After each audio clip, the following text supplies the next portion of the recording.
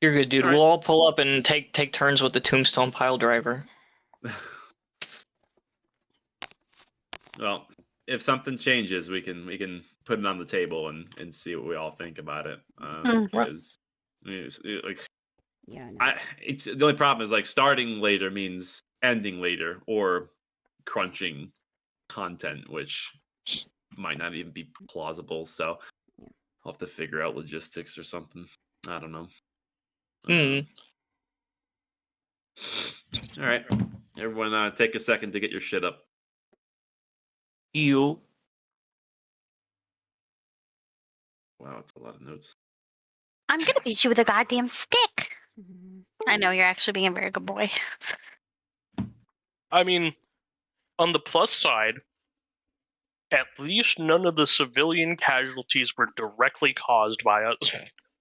No. It's only our existence that caused it. Yeah. that's Plenty fine. where that They came shouldn't have. from. They shouldn't have existed so close. Exactly. My face when shouldn't have been standing there. My face when I'm Shit. accidentally near some level fucking 13 adventures. I will die within a turn. All right. My face when I'm within 20 feet of the adventurer and a large spell is being cast. God damn.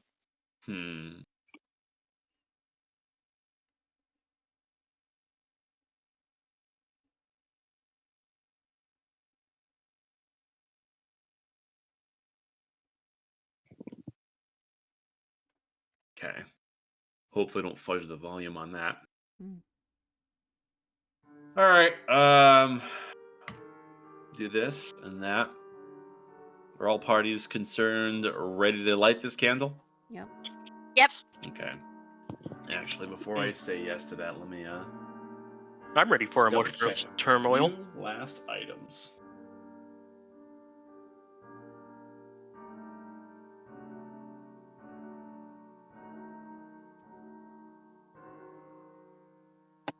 Okay.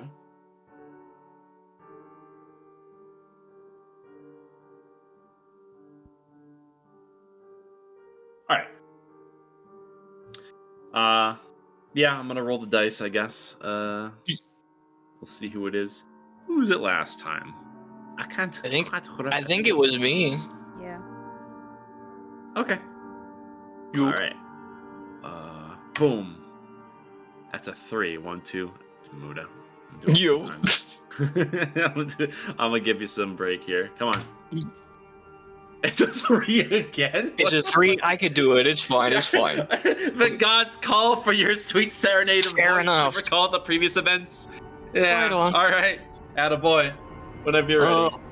After resting up in the sort of underground chamber connected to the what was the amphitheater called again? The Regal My mistake. Proscenium. The proscenium, connecting us to the proscenium, we walked through with our crazy disguises, and posted up in one of the high-rise sections where nobility is kept. And after sort of playing dumb for a little while, the king proper. Oh well, I guess there were familiar faces in the crowd.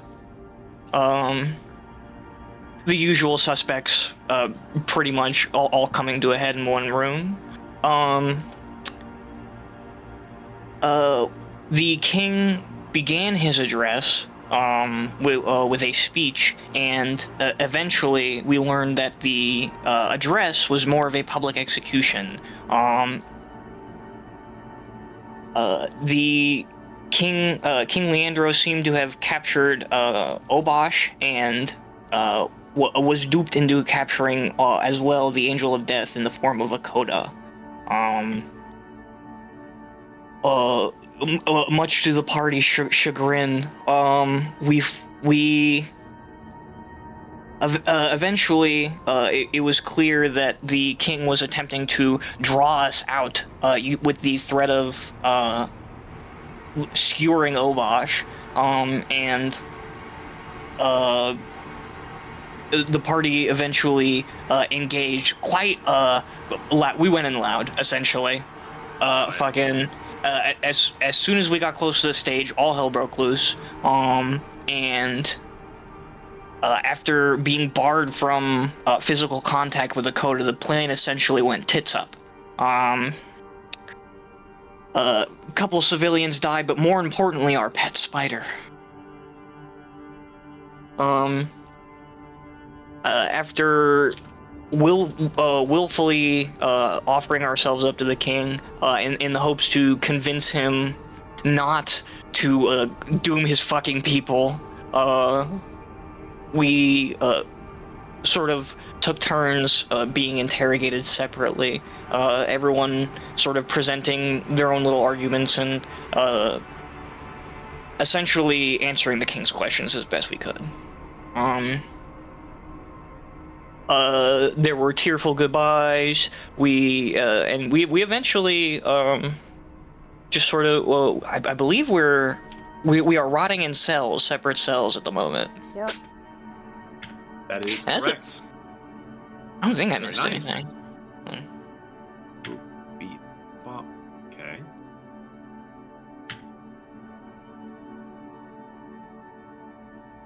Good. Prepare a few last-minute items. Boom. All right. With the pressing words of the king still reeling in your head, everyone has time once again to themselves inside of these very highly strengthened cells. You can tell that the metalwork that creates this is reinforced with a magical enchantment to subdue even the most resilient of prisoners, much like yourselves, were it not for the magical restraints that are binding you close to your own forms. And you can feel the strong suppression of these bindings. They block all manner of magic, and you can feel many of your own abilities within your own selves, apart from magic, also suppressed. You feel weakened, and movement is very labored and slow. Alas, with having some time to yourselves, and you do hear the occasional muffled echo of some commotion coming from the main room of the court. It's clear that the information that you have spoken to the king one-on-one, each conversation unto yourselves with him, are being considered by his confidants. You recognize some of them. You recall seeing Ragni, the Auroran Archmage, as well as the Auroran Farseer present in his court, along with many other faces who you assume to be high-ranking officials, be it generals or other jobs unknown to you. You are being judged by figures in high places of all walks of life. And it is roughly an hour's time that you settle in this uneasy tension. And in that hour of time, you all do have the opportunity to short rest. Right on. Let's see. Oh yeah. Bam. All right, here we go. I only got 3, but this should do it. Yeah. Nice.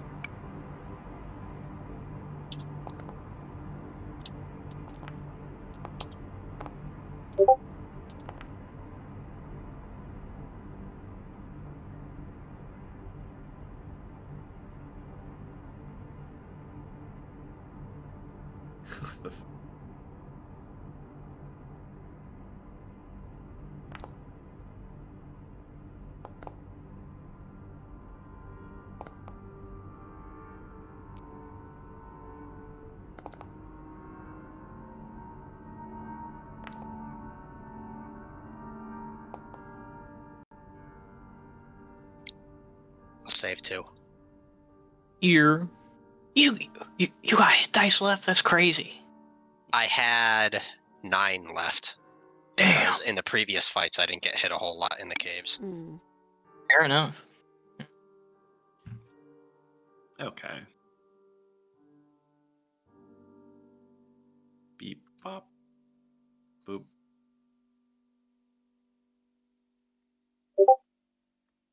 After a time of isolation and contemplation, Nadira, you hear movement just outside of your holding cell.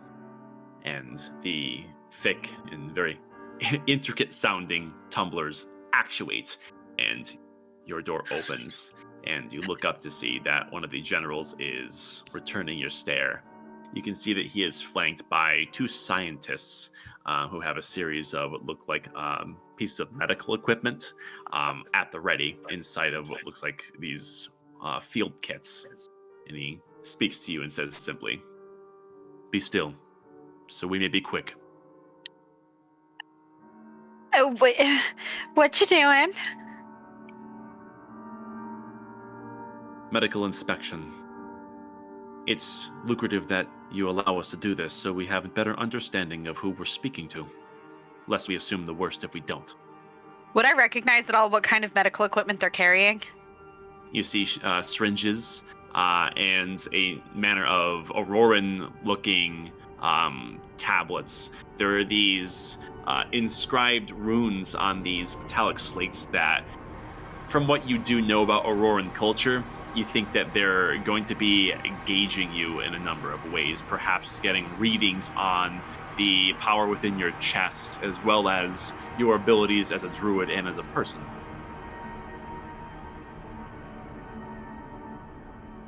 You guys do know how to use those, right? My men are proficient. Now please, be still. And Okay. one of them raises a scroll and casts blindness on you. Bruh. Are you allowing this? I'll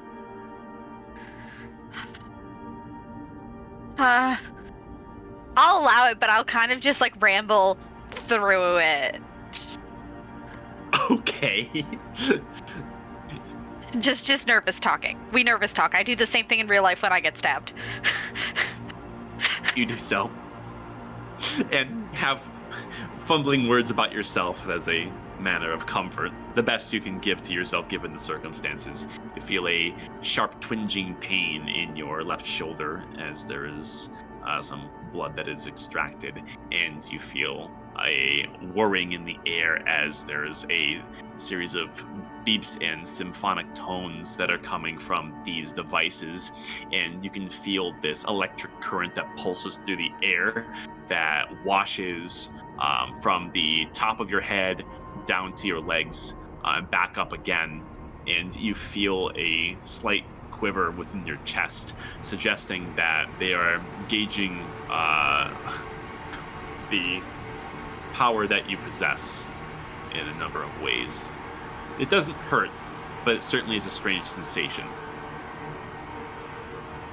You didn't have to blind me for that. I would have let you just do it.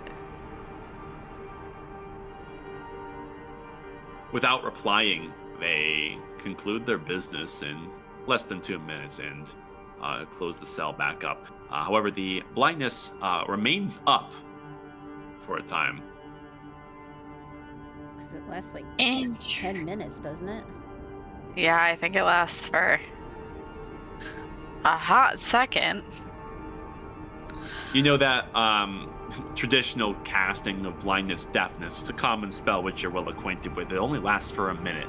Oh, cool. This is persisting beyond that. It's Great. been at least 3. Great. Cool. I love that for me. Oh, it only lasts a minute.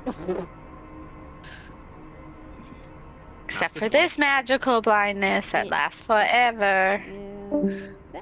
I guess I'll sort of just, instead of panicking about being in the dark, I'll just kind of close my eyes and just meditate my way through it. Very well. Dagny, there is an actuation on the door of your own cell, and you are greeted by the same face and the same query. How do you respond? Is this another audience? Your audience will be with you soon, but we need to get through this in order to better understand you. If What we are are to work together, it's imperative that you cooperate. What are you doing? gauging your strength. Now be still. I can tell you I'm physically not strong. Is this to gather the strength of my ascendant soul? Your ascendant soul is all that matters. And then with seemingly muscle memory and practice from when she was being healed, I suppose she kind of acts in a way like a cancer patient is like getting ready for chemo and all that. It's very practiced to her, so she sort of gets in position to where the experts can do what they need to do.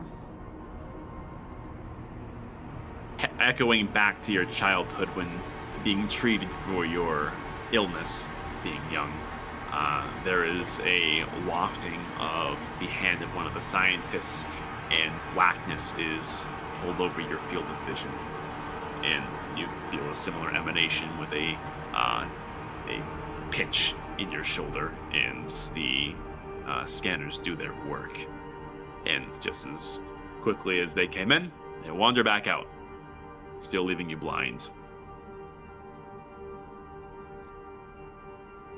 I think for her, even because she has an understanding of that she is just magically blind and not physically blind, so Yeah.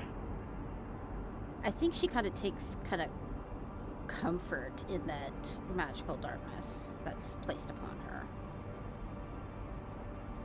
Very well. Right on. You find comfort in the darkness, almost as a way to alleviate yourself from all of the events happening around you. You understand this is out of your control, and in the submission to the moment, you do find a relief of breath, and you have a moment of calmness. One thing that was curious over, they were ruffling with your robe. Like, they patted you down for a little while, which in the moment you didn't think much of, but thinking back to it now, shifting around in your silence, you do feel that there is a strange weight that you're unfamiliar with. Is it like on my side or my back? In your pocket. I'm gonna try and strain and reach into it. You strain, and after shifting it, you hear something fall out, and it's soft. And with your bindings, it's very awkward for you to get a feel for what this is. And after some strenuous movement of shifting your back around, you finally get an idea for what you're touching. Meji's just kind of curled up on his back like a dead spider would be. Oh, He is lifeless, and his legs are curled into themselves. When I get out of this goddamn cell. Like, He is cold. Yeah, like she's kind of holding his body in her hands, just like, Silky, are you alive? Silky? Silky?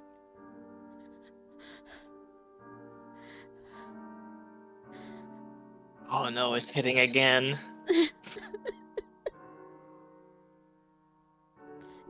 She'll just kind of cup his desiccated body as close to her body as she can. Try as you might, there's no response from Silky. And with your arm still restrained to your back, you clasp him awkwardly as you're able to. As Silky's cold body is all you can feel between your fingers. Helios, why him? Didn't deserve this. I'm so sorry.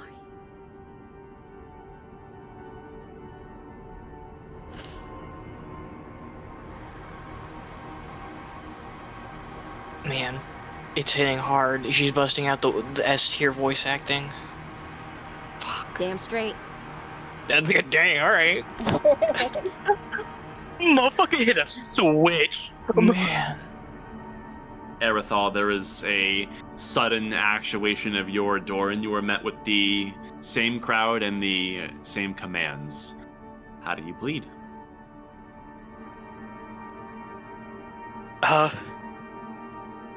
will let you do as you wish, but don't leave a man of the light in the dark. And if they try to cast blindness on me, I will resist. Oh man. Only the Okay. spell effects. I'm pretty sure with blindness, the people casting it don't know if it succeeds or fails. Yeah. Let's see. You make a He will Constitution close his eyes, though. Yeah. You make a Constitution saving throw. Con save. All right. Yeah. DC for the scientist is 15. No. Aw. No. That's so Pooh. hard at 5. Pooh. Does my blind sight still work? Yes. I will use that instead of my normal vision then. Yeah, man. You feel the lights that your eyes draw fade into blackness. However, there is sensory about you. You can feel the immediate surroundings, the subtle vibrations in the stone and the magic incantations for which they are performing, the whirring of the machines. They all have these very subtle emanations for which they ping off your surroundings, forming a nearby bubble for which you can perceive those around you.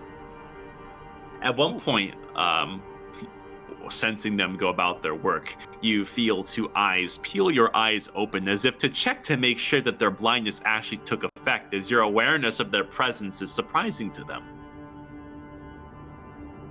I am someone who's always been very perceptive of noise. I hope that does not startle you. So we see. Let's hope you're perceptive to the truth. And with that, there's a sharp ping in your side, and after a few moments, they lock you back up.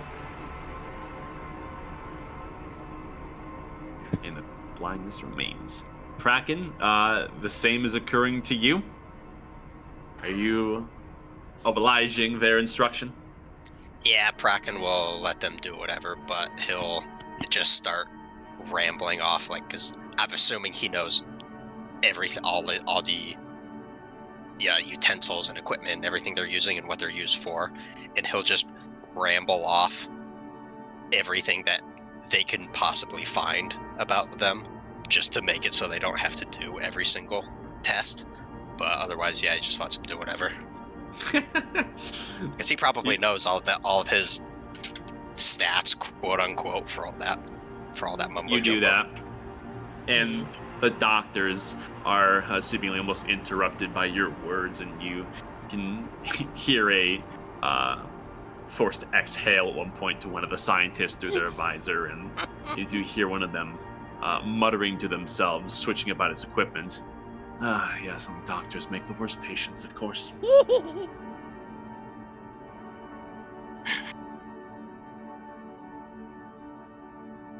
Were you resisting their? No, blinding he's just attack? gonna Okay. let him do whatever. Yeah. Yeah, and after a while, they have to dig a little bit to get around your armor for the blood draw. It takes longer than they would like, but ultimately they're able to do so with a pinch to the neck, and out they go. Not long after that happens, everyone's doors are opened simultaneously, and the blindness still taking effect. You all feel some helping hands getting you all to your feet to be escorted back out into the court.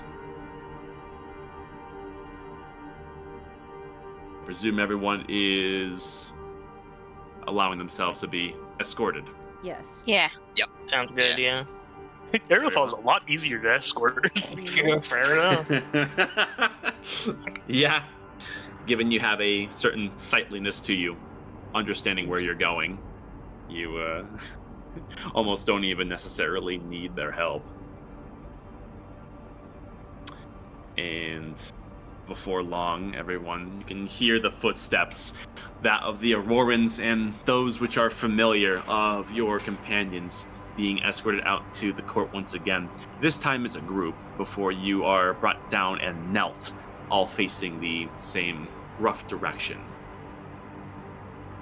You can hear a passing of many footfalls, and eventually there is a whirring of magic in the air that you feel wave over each of you, and your blindness is dispelled.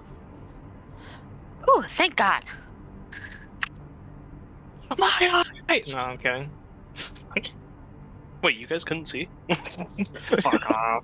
Yeah, we get it. You see for miles. Peering through his eyelids, that's crazy. Motherfucker's eyelids are transparent. Mhm. Hey guys, look to our left. What am I? Oh. You are knelt in a line before King Sidonis. Looking just off a small distance to your left, you spot someone knelt along with you. Oh, look. You are It's a shady unable- bitch. You're unable to see her eyes as her blonde hair is obfuscating the read on her face, but you can tell from her alignment of head, she is focused very intensely on the king. And just over her shoulder, you see someone almost slumped in their knelt position, looking down, resigned at the ground.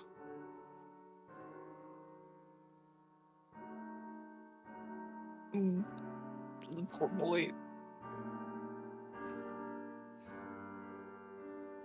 You look on and you can see the confidants of the king are positioned in such a way to have a ready hand on anyone, should anyone try anything.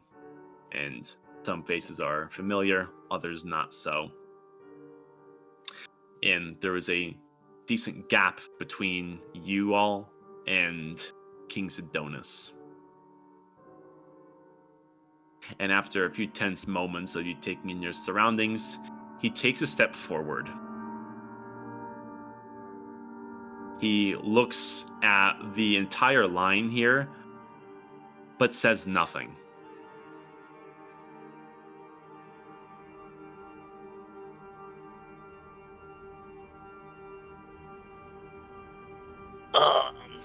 So, what's the verdict?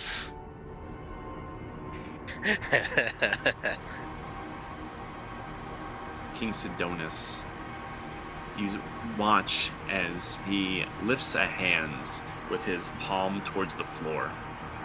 And as he does this, there's a churning in the air throughout the entire court, a very large chamber, mind you. The faint trickles of aura that were leaking in from the stained glass window quake and almost obey his commands. And you see that there is a shifting in the air as this glow around his hand intensifies. And in doing so, you feel a quaking beneath the ground intensify as the stone before you begins to quiver and part.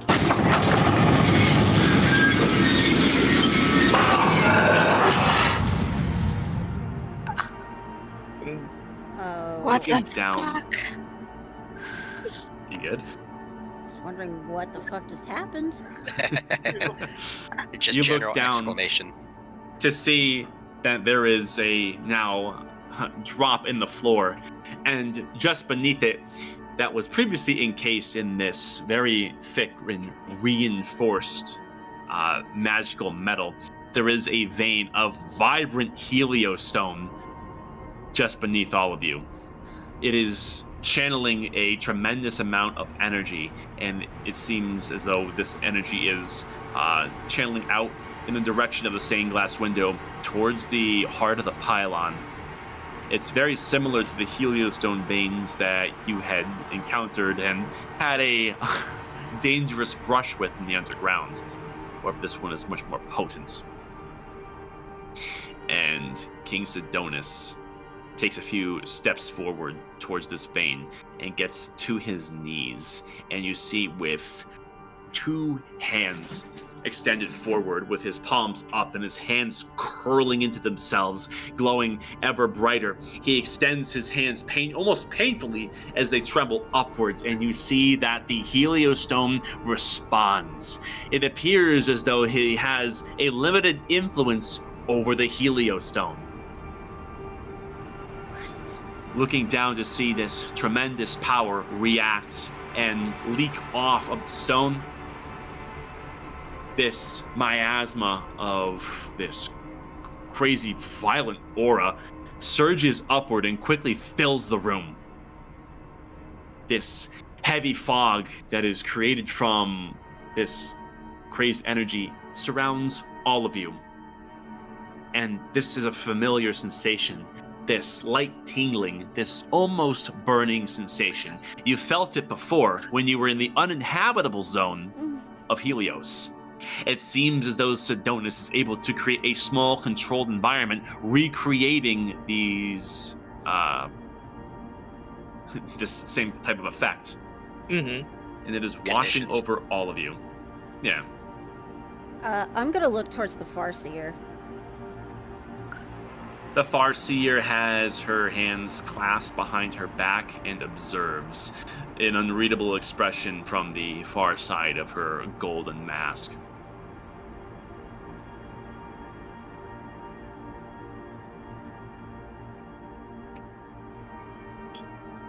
And this miasma washes over everyone, and you feel as if a connection between you and the energy surrounding you almost suddenly pulses to life.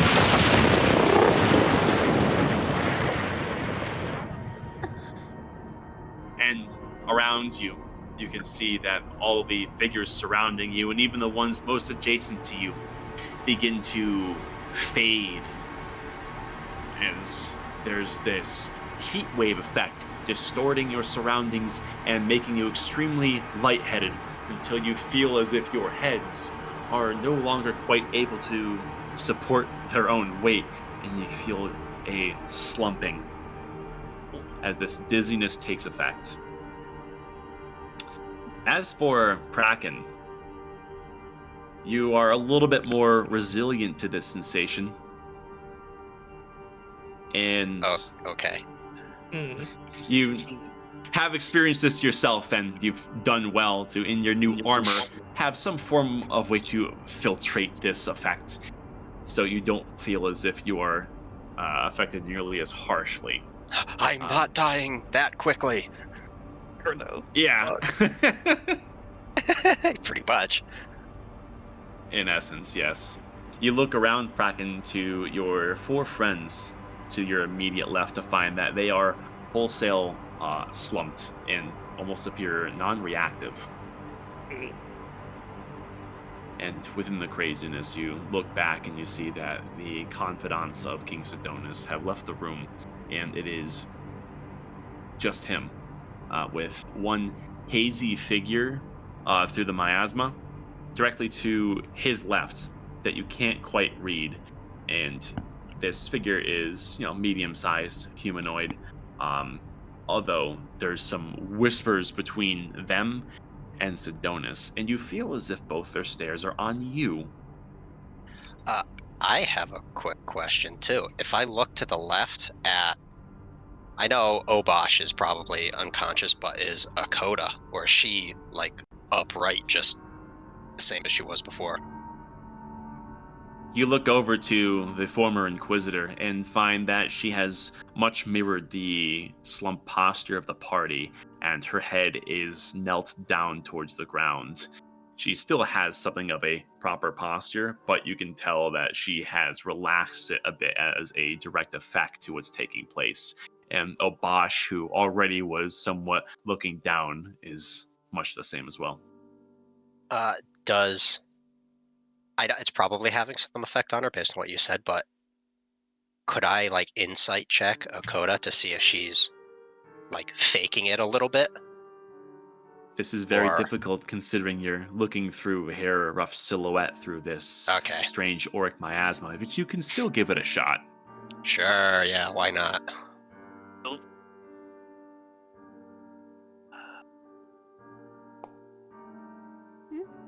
Okay. Cheeky 17. Examining her body language to the rest of your friends and even that of Obosh, it seems much the same. You're not quite certain about this, but everything you can perceive suggests that it's affecting her. Okay. I guess he'll look back to the mystery figure in the king and try to focus on the mystery one, because obviously it's new. Yes. And after a few moments, this miasma is slowly settling down, and eventually you make out a more familiar figure looking back to you beside the king. Oh, Oh. You lock Aram? eyes. You see that there is a steely expression that meets you back. He is neither happy nor upset to see you here. He is simply giving a collected, studying pair of eyes back to you. The same expression that you know from your brother is something he reserved for his time in special operations. It seems as though the king has acquired an additional confidant.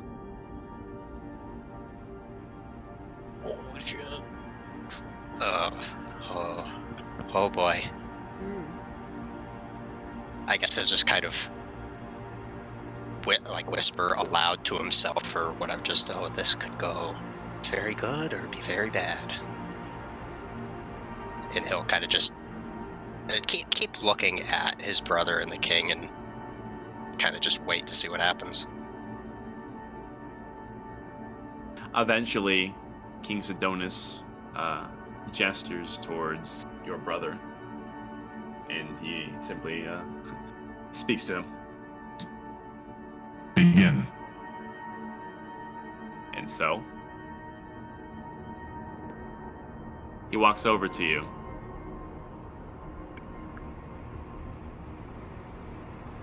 Hello, brother. And It's been a while. Bracken, when we were kids,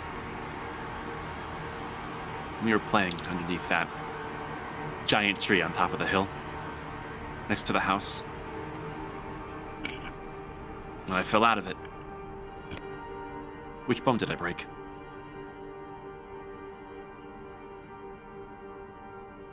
Ah, shit.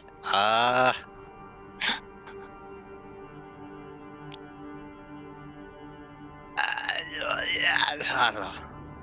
You can just, roll history, Bracken. Oh, yeah, I could do that, yeah. Which you presume to be intuitive is not recalling as easily as you were expecting. Nice. There you go. Oh, That's one hell of an How'd you get to do that? Oh, yeah, I was messing with the dice a lot yesterday while we were waiting for people at the start.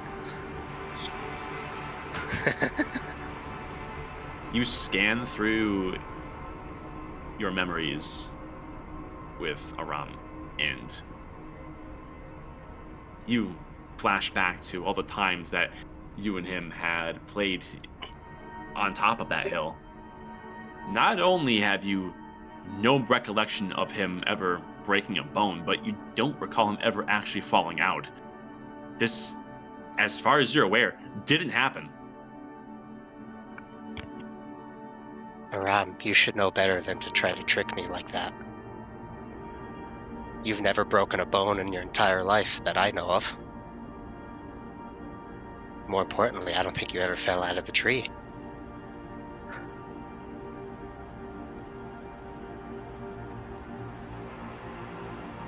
I see. This is about tricks, but I'm not the one who's playing them. At least,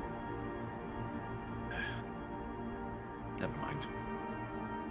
You can see he kind of shakes his head a little and he breaks his stare, trailing off elsewhere into the court. And eventually he looks back again at you. Amara, what was her favorite kind of soup?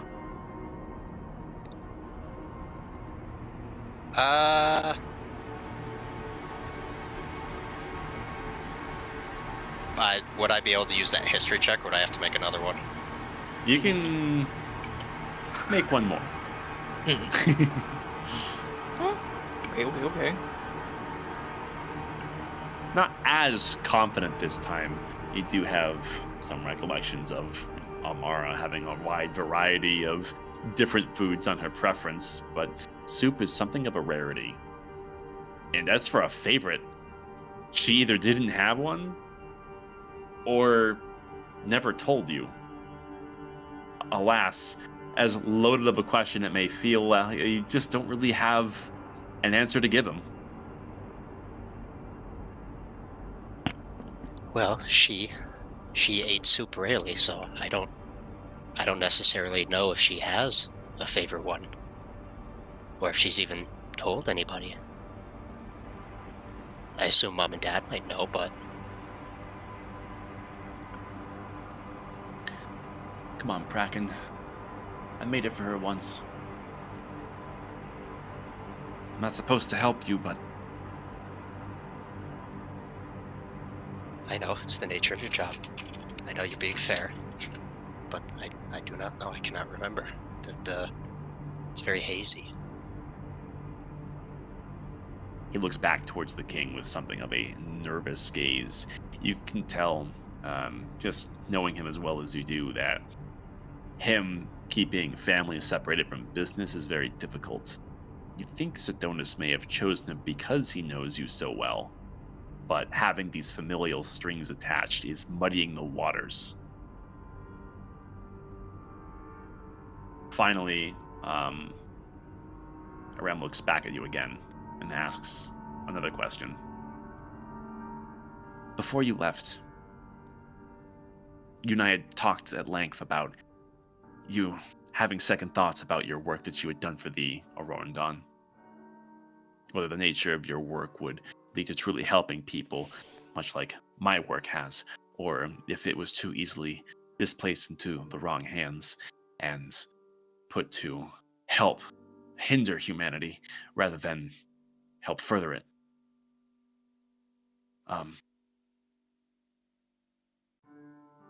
You had a number of reasons, but there was one above all of them. One I resonated with. What did you say to me? Now, I'm definitely gonna roll for history, but could I? I don't think I ever told him anything personally. I think the only people he knew was just his team, who helped him.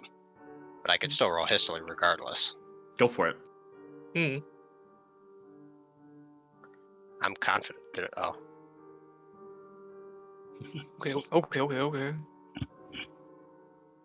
Now, Bracken, the DC for this was lower. And yeah, again, Okay. You know your character.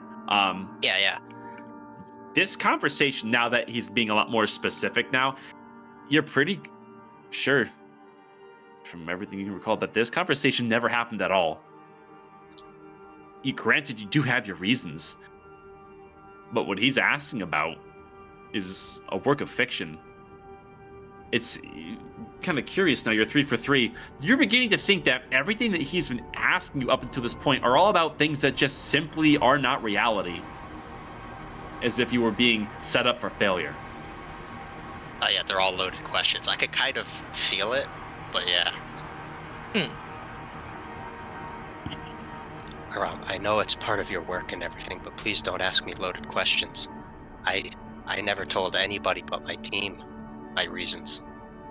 I haven't talked to you in almost a year. Until now. And much of your team is in tatters as a result of this discussion. specifically those that were closest to you. Why is this? Had you discovered something that had made you rethink your work? Or did your words sway their opinion on their allegiance to our cause?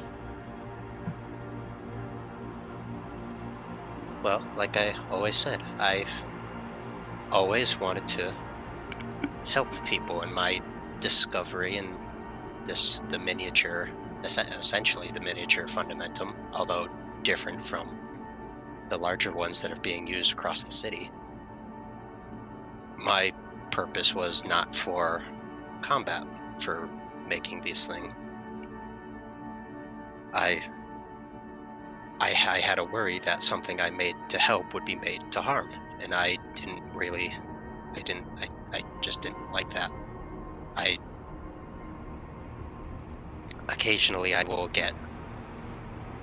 focus on the worst possible outcome of something, and it's probably one of my worst traits.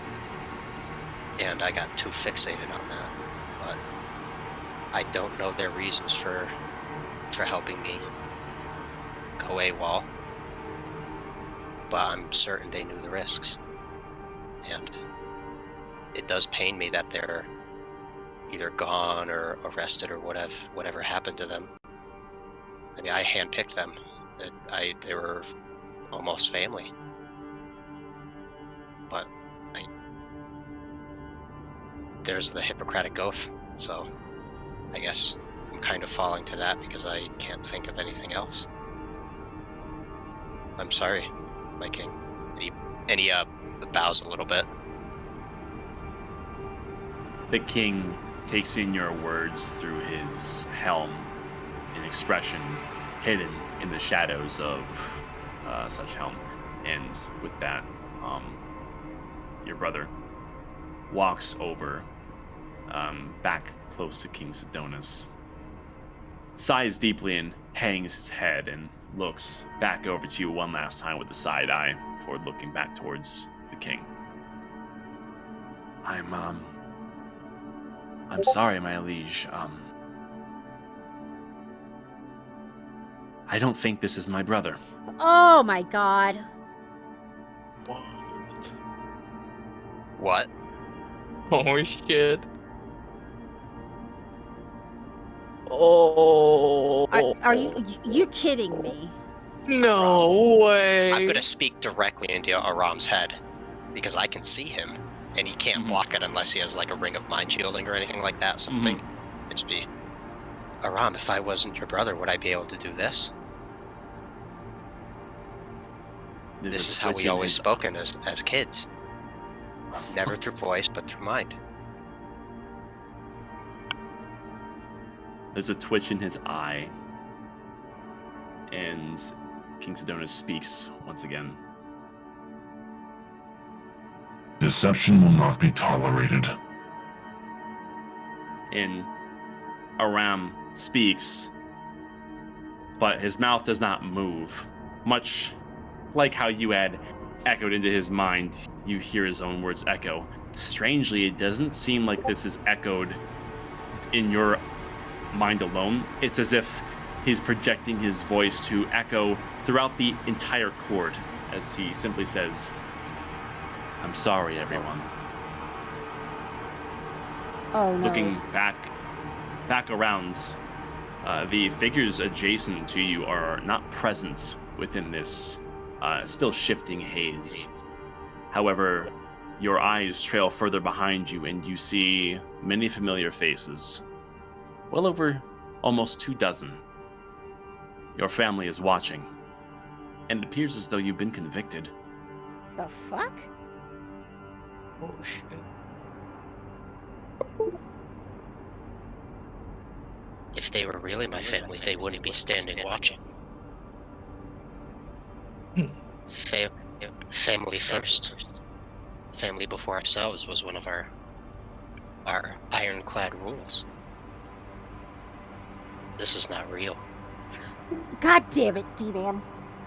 With that, King Sidonis extends his hand as he did once before, and the pit once again opens. and a violent miasma comes shooting upwards. And in this violent, all-consuming light, you are consumed along with it. Oh. And this vision fades out. Oh shit. Here we go. Oop. Let's load up this.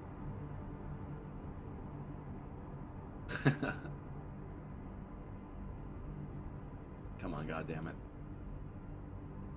Low. As for Dagny, as your head is slumped and you get incredibly dizzy, you feel your surroundings begin to twist, wind, and disseminate until you can see there is a manner of twisting colors and wormholes as if a starscape is passing you by. Solar systems turns galaxies, all manner of the cosmos is flipping back and forth. A disorienting display that you think you may have seen once or twice before. And before that, before you feel like you're gonna fall over and tumble into this madness, you shake your head and you feel all suddenly quake and coalesce into a pinprick before you, as if you were looking at something through a lens. And beyond that lens, an environment. Oh. Oh my god, the token! Oh my god, the baby. Wow. Ashanti. Ah! Wake yourself, Miss Silverhide. What? What is this? Your vision. What did you see?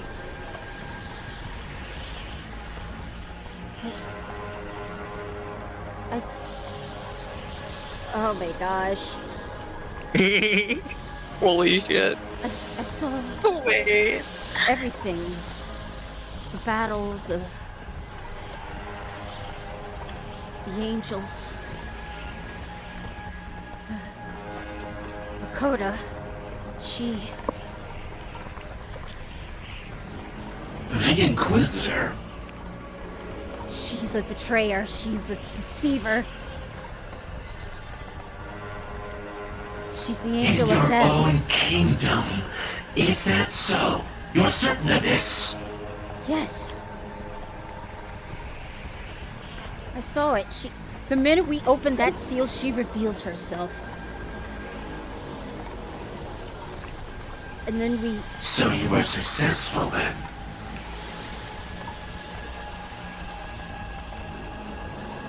in this vision, apparently. But she tried to take the power. We prevented it from her from taking it. We But took it. did you succeed in obtaining the power? It was split amongst ourselves, but we Did had you possess an ascended soul or not? Oh, Jesus. Yes, but why is that important? It's the only thing that's important. But you were successful. And in this vision, it did occur as intended. But we tumbled into the earth. We had no way out but to go in. We tumbled into the earth. We were inside of it. Minor consequence of your greater goal.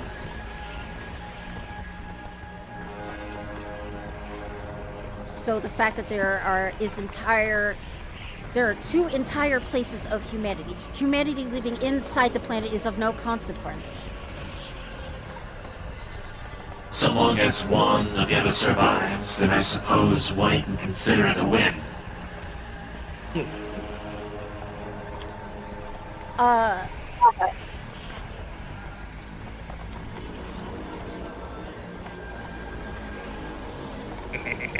I'm gonna take a really close look at fucking Ceratoth. Like, I know Okay. I only knew him for a brief moment, but I want to make sure that this is him. Roll insight.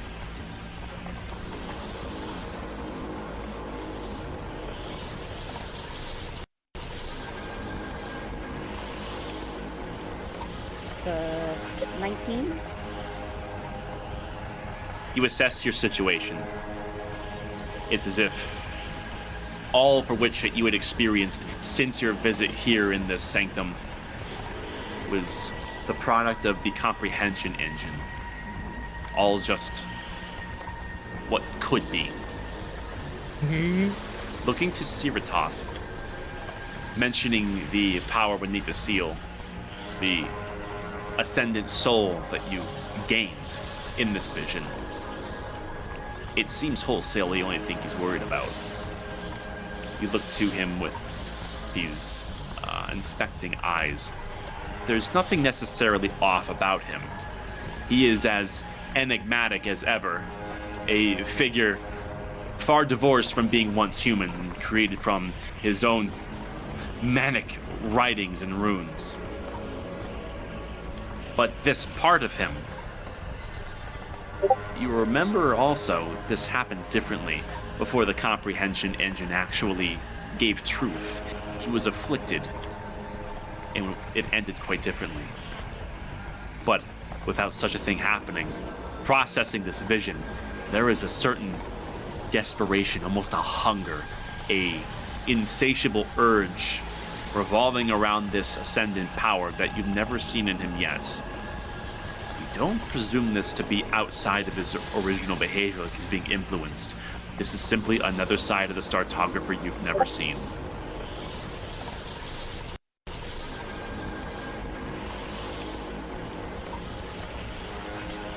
Fulcrum's inside the planet. As expected that she would survive. It was part of the plan. But now that you know all this, are you prepared to go through with it anyways? To go into the city and capture the power, and then be chased before being addressed by King Sodomus? Yes.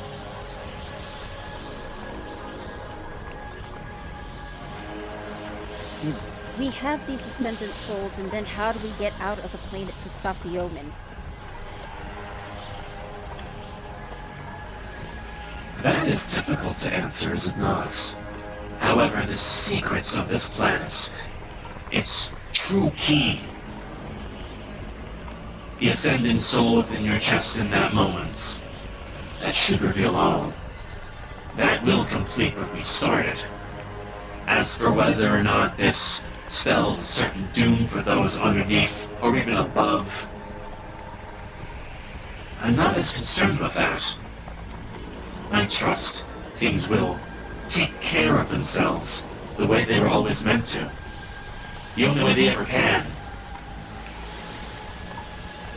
Is your intention to help us save this planet, or to help us leave it? That depends on your definition of saving. There are many ways to interpret the machinations of this god machine. We are only but a small part of it. Whether we're here or not here, it does persist. As does its power. As does what it can create. Alright. I'm gonna look down to my compatriots down here, and I notice that Dismas and Vishanti are still standing. They are. You two will not survive this encounter.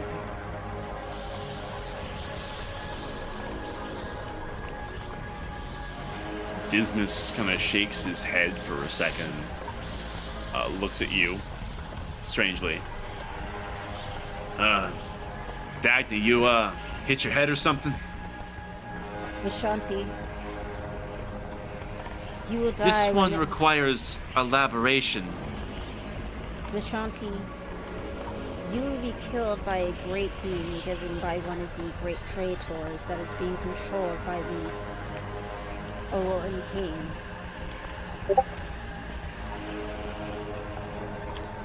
This one too thinks you hit your head.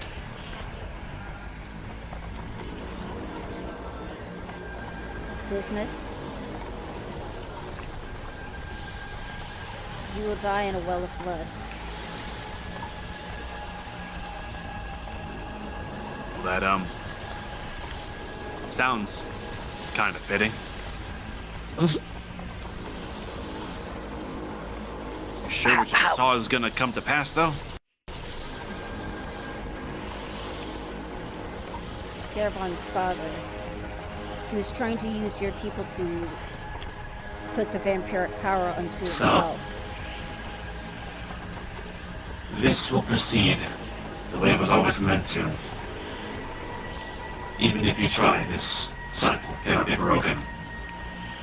Are you aware that the people in Aurora are very intimately connected with vibrant sources of heliostone?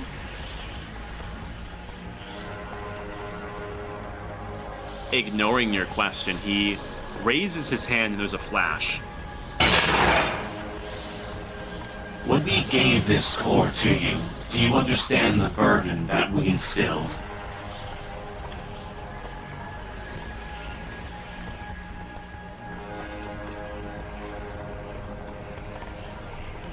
I feel like I've been through this for months. You might have to refresh my memory. Let me ask a simpler question. One that encapsulates everything that you ever will accomplish, have accomplished, or could. Do you seek to become a startographer?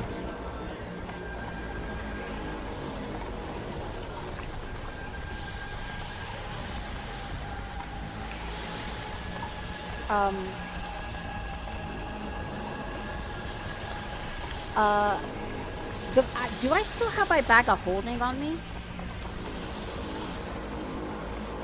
You look down and it's as if you had never left the comprehension's edge.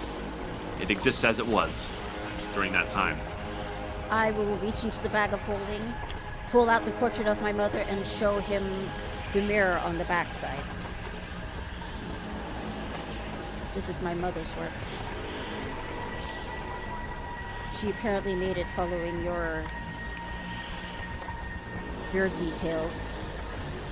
She had a vision of me as a startographer. I still don't know what it means. How quaint. The question stands, Miss Silverhide. Will you seek yourself to become a startographer? I don't know if losing my humanity is even worth it at this point. It means losing everything. Your humanity, those beneath you, all of it. Those beneath me. Look down, the faces that look up to you now. We lost our world. And for you to carry our burden, continue our work, our aspirations, you will likely lose yours as well. All in service to our greater goals. But I don't look like anyone else. I still look like me. Give it time. So you're saying that the vision my mother had of me was false? I'm She saying who it's followed worth your considering work. whose vision this is. She simply found the tatters for which we left behind. And yet the Whether angel that of death consider- killed her. What a shame. She was careless. Careless? How? It was your machinations that caused the angels to rebel against us. This is true. And we had little foresight of this. And yet somehow humanity became divided, and the people inside this planet think that we're angel cultists for something that we knew nothing about. The opinions of others concern us little. We bear the blame of the world, but that does not stop us. It would be foolish to stop our work in the name of scrutiny from others. Their insults are meaningless. So So you expect this If they planet pick to a die? fight with an ascendant soul, then so be it. It is their loss. If this omen is made of cosmic energy, then we are the antithesis of it. We are the only thing that can stop it. Now that is an interesting question to ask.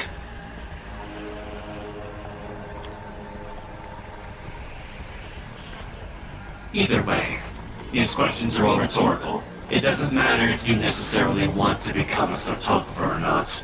It doesn't matter if you think that your mother destined you to become one, or even the deaths you find along the way to find out. The path before you, we have set in place for you. And now you are bound to it. This is our story.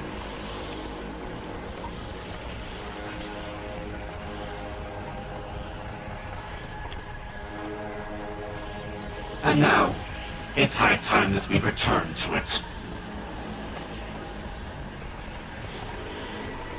What do you mean by that? You see he raises a hand, and the entire metallic chassis of this place begins to shake. And there is a purple miasma that begins to leak into the sanctum. Is quickly enveloping the far reaches, sweeping to the floor as you look towards your four friends to see that they are quickly consumed within this before they have a chance to react.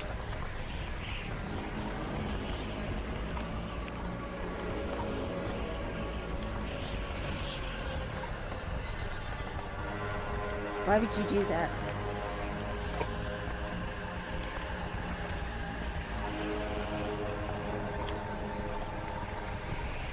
He chooses not to respond. You get the feeling that he feels he doesn't need to. The vortex that composes the iris under his parchment hood begins to meld with the miasma surrounding you. And within a moment's time, you feel that everything around you is consumed.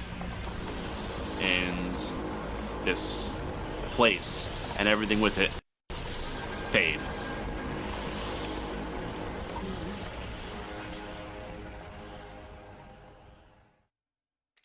There we go.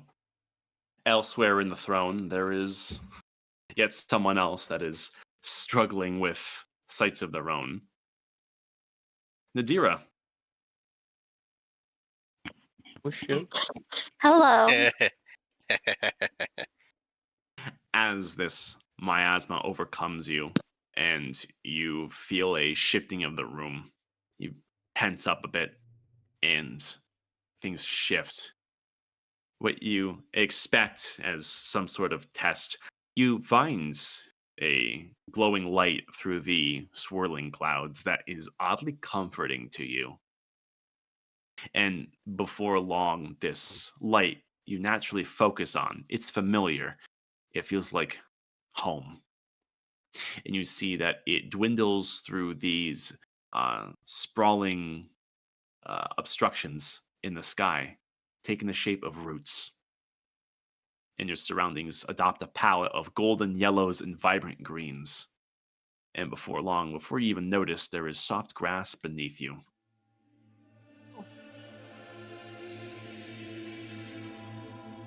Oh god, the last time I was here, not good things happened.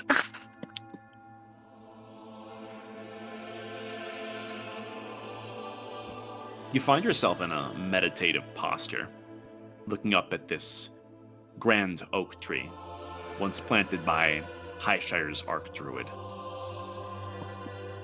This is something of a time of peace for yourself, being one with nature and no others. Oop. That's me.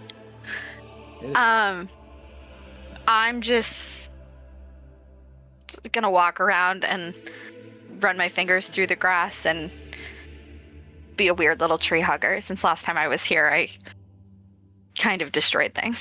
Mm. Roll nature. Okay.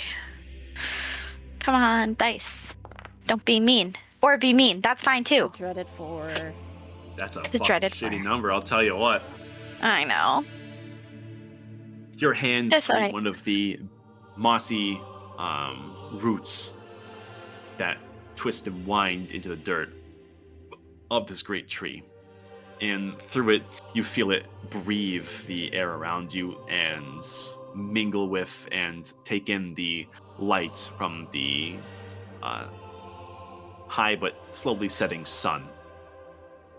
These golden rays greet your skin, and you take in the warmth just as the tree does, as you feel a synergy between you being alive and this tree doing much of the same, being in each other's presence, as nature simply is. You feel that this extends to all of the nature around you. There is a harmony in this.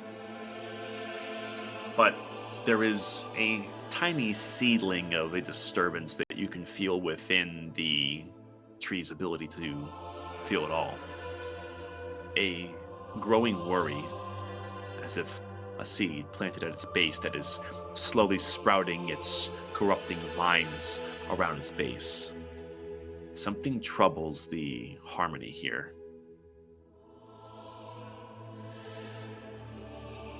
I want to go to the tree base and see if I can identify or look underneath and, in between the roots to see if I could see the problem child. You look down and try to identify if there's a perhaps tainted seed that is planted here, but you find that there's no such thing. This growing worry that you feel within the tree is completely incorporeal. And as you try to focus on it, there is a lingering sense of growing dread that you feel. Before this process is interrupted by a sound echoing through the canopy overhead.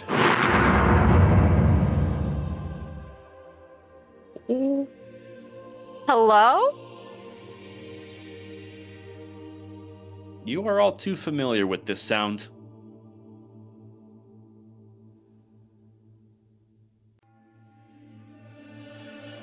Oh, God. My brain is trying to remember why I know this sound. If you needed a refresher out of character, this is the streaking arc of avatars descending into the kingdom. Oh, that's right. Oh, God. Is there a way to tell what direction it came from, or did it just sound like it kind of overarching? Or I guess what way it was headed, not coming from. With you being so entranced within speaking to this tree on an emotional level, you aren't able to see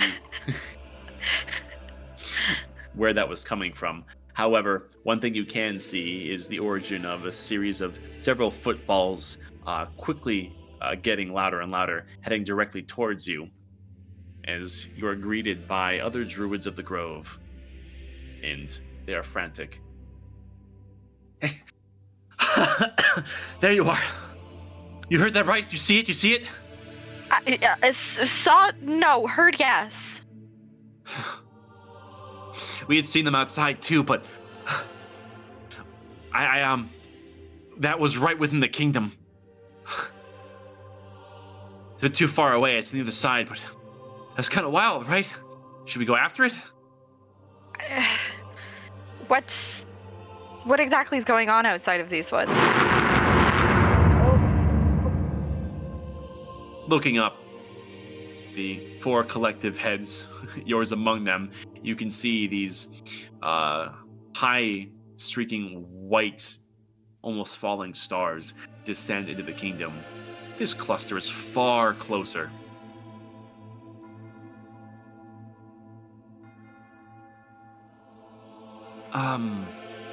Hey, you're a cartographer, right? Do you know what those are?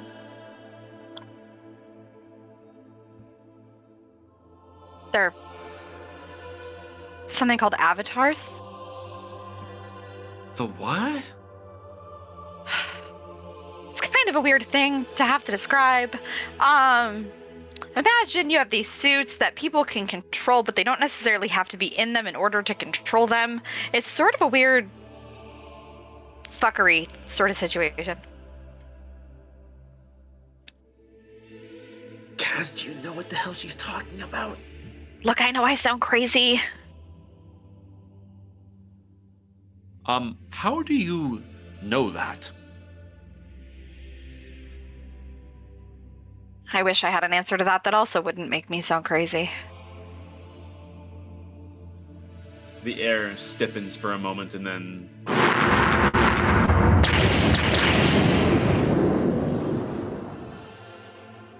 an impact, and you look on and see that these white falling stars have violently erupted at the far side of the grove.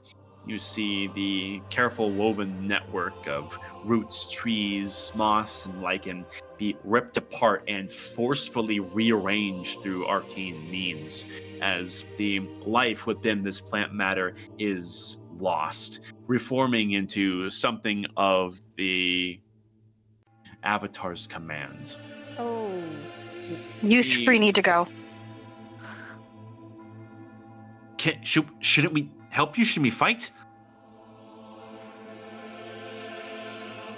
It's not a fight you want to try to be in.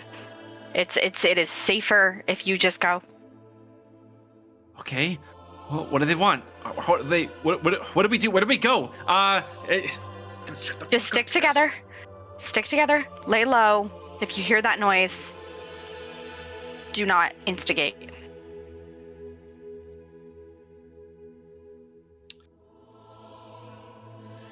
The druids have a sense of duty in their hearts that you can feel that they want to try and protect the grove. They hear your words too and are met with conflict. Roll persuasion. Because I'm so good at that. Oh, I fuck believe in me. you. No! Oh, not the 4. Don't believe in me. The dice is have my fucked day. me many a night with this number, and finally, you feel my pain. Bro, I felt your pain so many times, just not with dice. Damn. The druids look amongst themselves and they draw their quarterstaffs, and you can feel their druidic cantrips mingle in their fingers, and you see fists tighten and resolves strengthen. If you're so insistent on staying, please don't. Yadira, we're not letting you fight alone. You don't have to let me fight alone, but right this moment we don't have to fight. Yeah, you're right about one thing. We're not letting you fight alone because this is our home. Mm. And it's not worth destroying in a needless battle.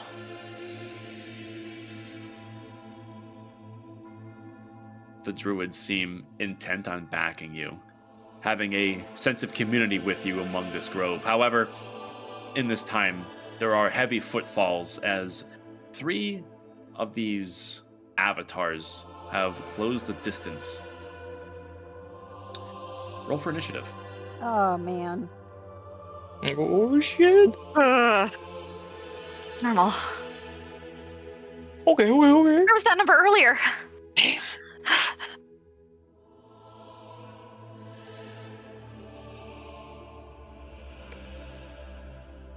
God. Should probably find some combat music, huh? Why? Why me? What should we do? What should we do? What the if this will work? fuck? Let's see.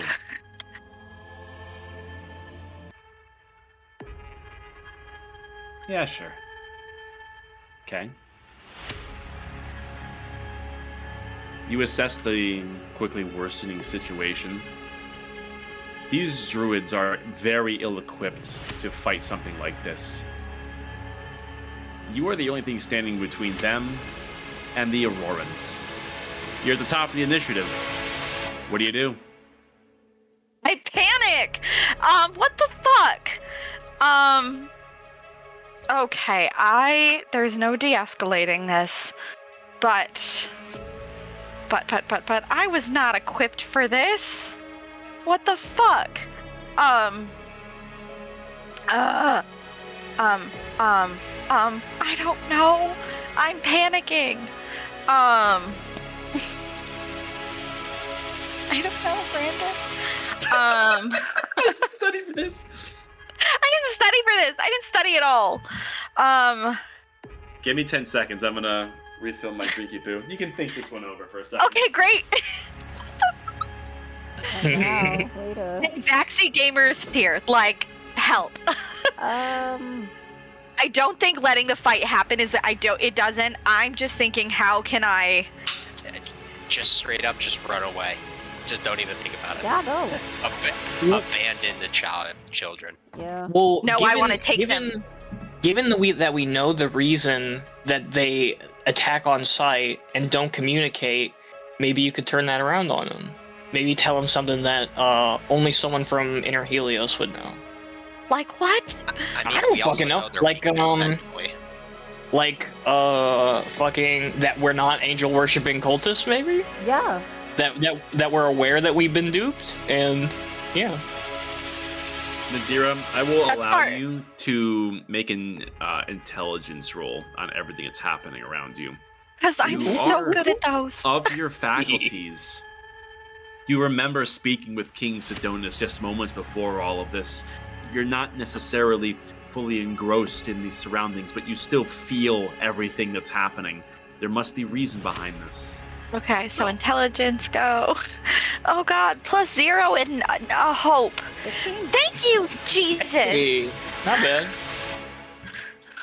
You look to the Auroran avatars and see that they are well equipped for the job and strong. You look to the 3 druids and see that they are only equipped for the lives that they live, and see that there is a gross power imbalance. You see that they are both intent on fighting, their reasons their own. You think if you allow these denizens of Highshire to engage with the warriors of the Auroran Dawn, they stand little chance. Perhaps there's some symbolism to this, and perhaps your reaction is the intention behind this. So, I ask again, what do you do? I'm gonna keep myself in the middle of the 2 groups of 3. I guess as much as I can serve with the little setup with, the background I've got. I'm gonna look sort of placatingly, put one hand backwards in like a stand down motion to the druids, and then look at the avatars and just firmly state, I know this world has been misled and we're not a bunch of angel worshippers, and I understand that your world inside has suffered too, but there is no need for more lives to be stolen for no reason. Please. Roll persuasion with disadvantage. Oof. Oh, fuck me. Could I offer her my inspiration for a flat? You may. Hell yeah. Oh my fucking god. I'm so scared. I'm lending my energy. You can do it. 13. Okay. Okay, it's better than a 4. That's what's up.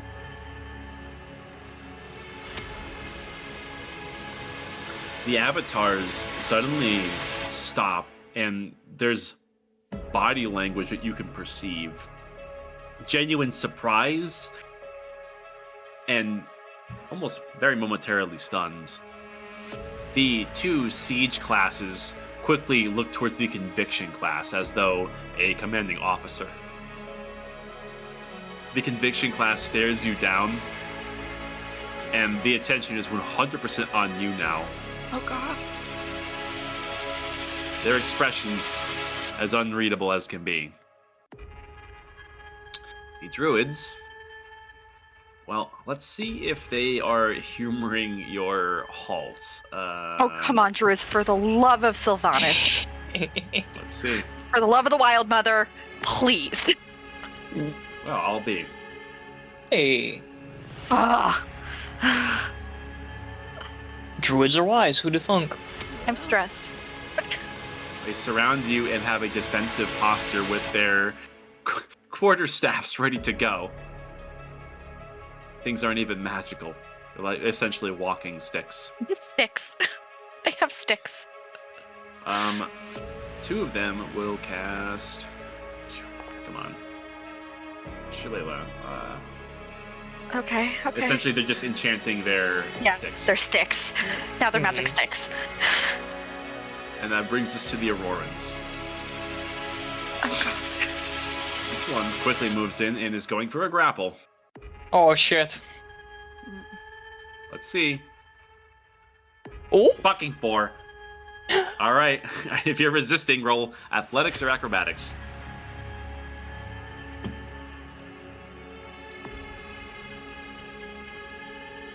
You see this hulking mass of stone quickly barrel towards you with these huge stone hands outstretched in an attempt to bear hug you.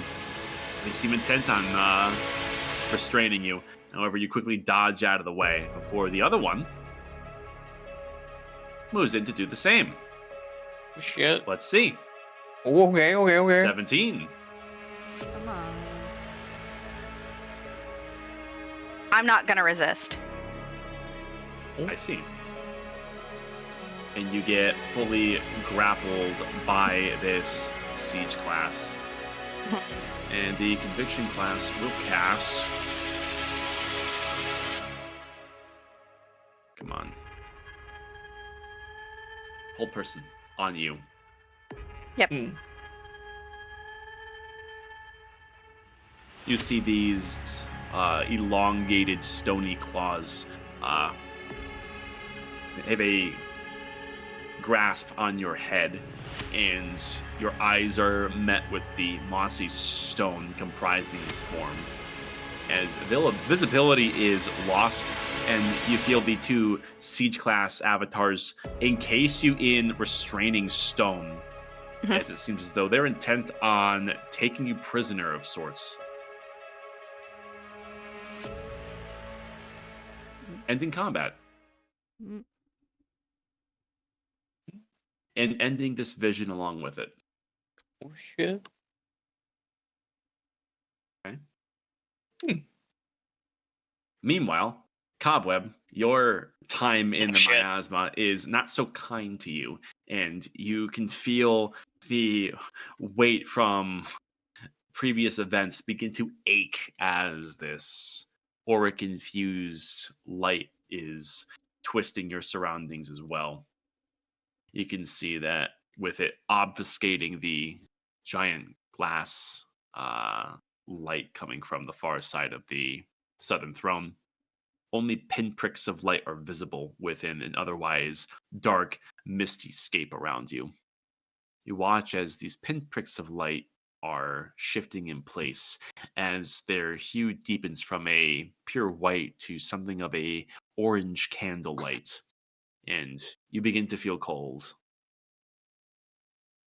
And this soreness that you feel concentrates onto your hands, and you can feel the hard stone that you were on shift to become something of a bit more crude in nature before the miasma settles and your surroundings have changed. Ooh. Home again, home again. Oh, it's the lookout. Huh. Wait a minute. He's gonna get up, dust himself off. Where am I? Where did you send me? You look around, and you are alone. Undershire seems desolate, which is very unusual. There's almost always some form of activity happening around here. As for your immediate surroundings, you're in something of a fighting pit. This is a small circular depression of stone where they would pit two members of the Ordning against one another to see who is more worthy of joining the ranks. This is common practice for weeding out the less favored races, that being yours. Back at the proving grounds. Well, what is this? I guess he'll look around to see who his opponent is. You look around and spin in all directions. Perception roll. Yo, let's see here.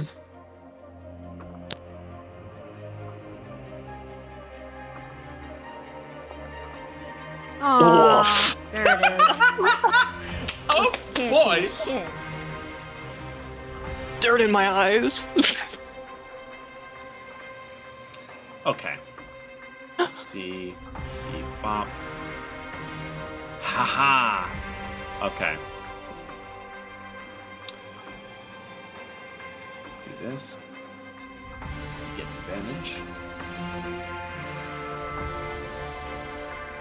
Your AC is 21. I see. You spin in all directions, and you're alone before you stop for just a second, and you're trying to recede into your mind to make more sense of what's happening before you feel what feels like a metallic fist impact your back. Your plate armor absorbing the blow, but stumbling you forward a little bit. Ow, bitch! Who was that? You hear a voice, and they call over to you before you spin around. I'm him, dipshit! Oh, no. You turn around. Oh!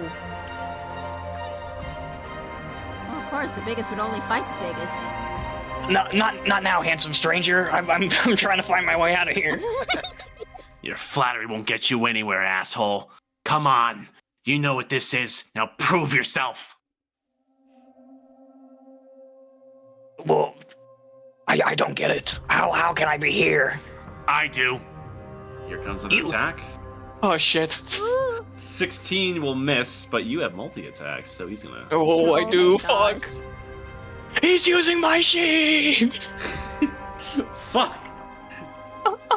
At this point, dude, you just gotta get over it and start hitting yourself. Yeah. Yeah. Make Is that it right? separate. 6, 2... There we go. Ah, god damn it. Rolled a 12 and a 16. You'd think you would hit things after getting these fucking knuckles. A whiff and a whiff, and as you back up and you see yourself. There's something a bit different about you. Usually you have this crooked smile when you get in the fighting spirit, but instead it's quite a snarl. Your brow is contorted to its limits.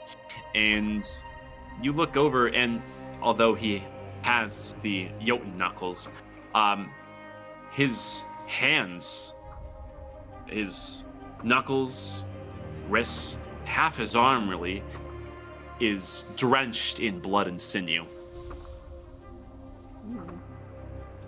Oh.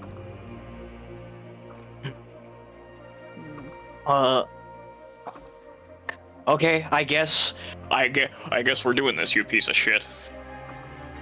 Let me see here. I'm gonna have him put his fists up. I'm about to lay hands on you. Your gorgeous face. God damn it. Let me make a couple.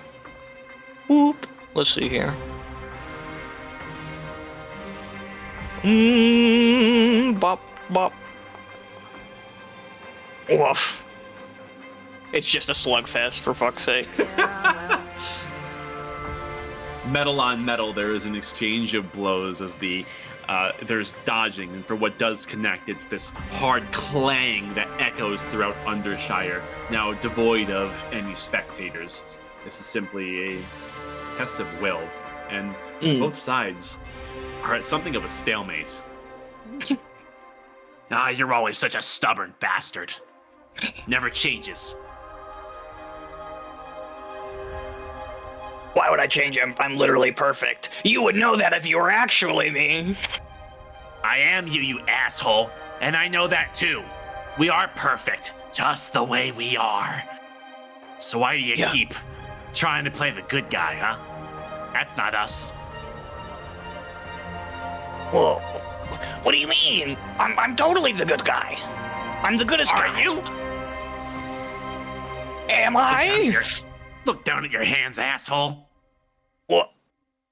He looks down. You find that the blood and sinew that is caked on his arms are also caked on yours. You look towards one of the top side of your right knuckle and see there's even a tooth embedded in it. Whatever you were doing, it was bloody. Perhaps deadly.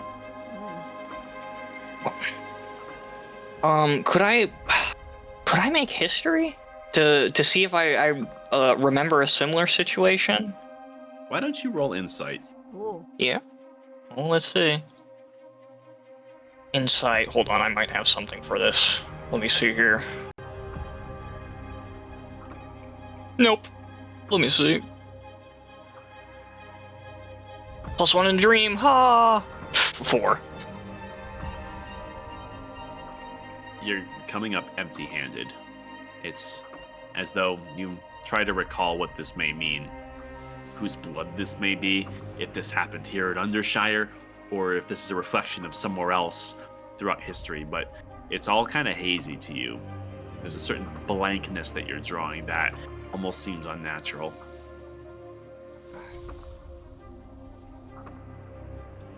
So what? You're... I don't get it. I'm coming up empty.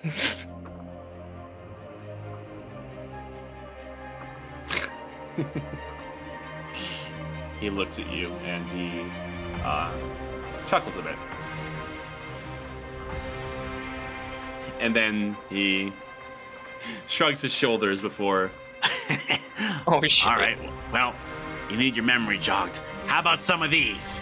Oh, fuck. And there is this ghostly fire that erupts from his blood-soaked fists, and 2 of these coming your way. Oh, boy. Ooh. Dang. Okay. Those will hit. You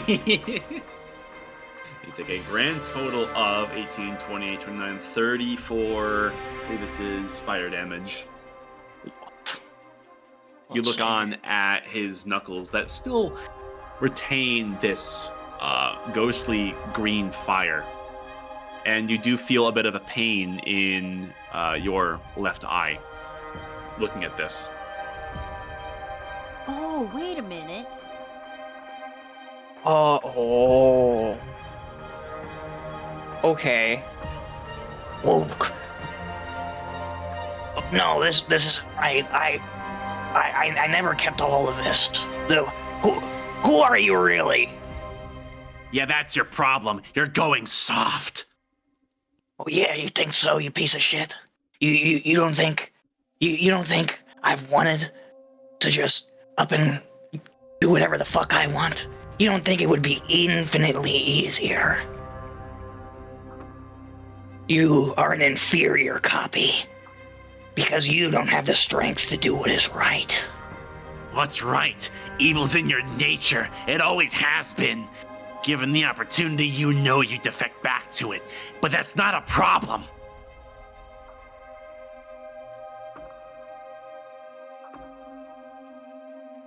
No, I don't think I would. You want I've to seen bet? too. Oh. Whoa, what you got on you? I'm glad you asked. Oh shit. Oh, see. With that, he reaches to his back. And let's see, do I have the sound effect? I do. Oh boy.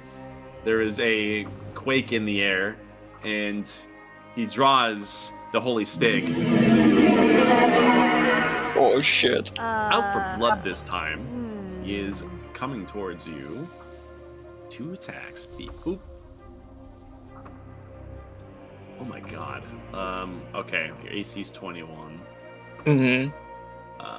One will miss, the other will hit you. Here. It's a fucking... Right on. That is a big ass thing. Woof. Oof. He doesn't ignite it. It's still the same size, but you do take that 9 slashing damage. Mm-hmm. Okay. Alright. I get it. Here, let me subtract that for fuck's sake.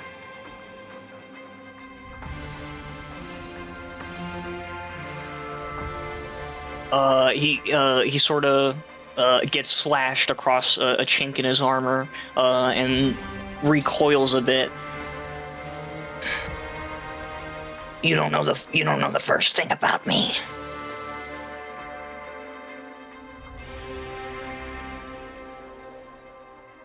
And I'm going to prove it.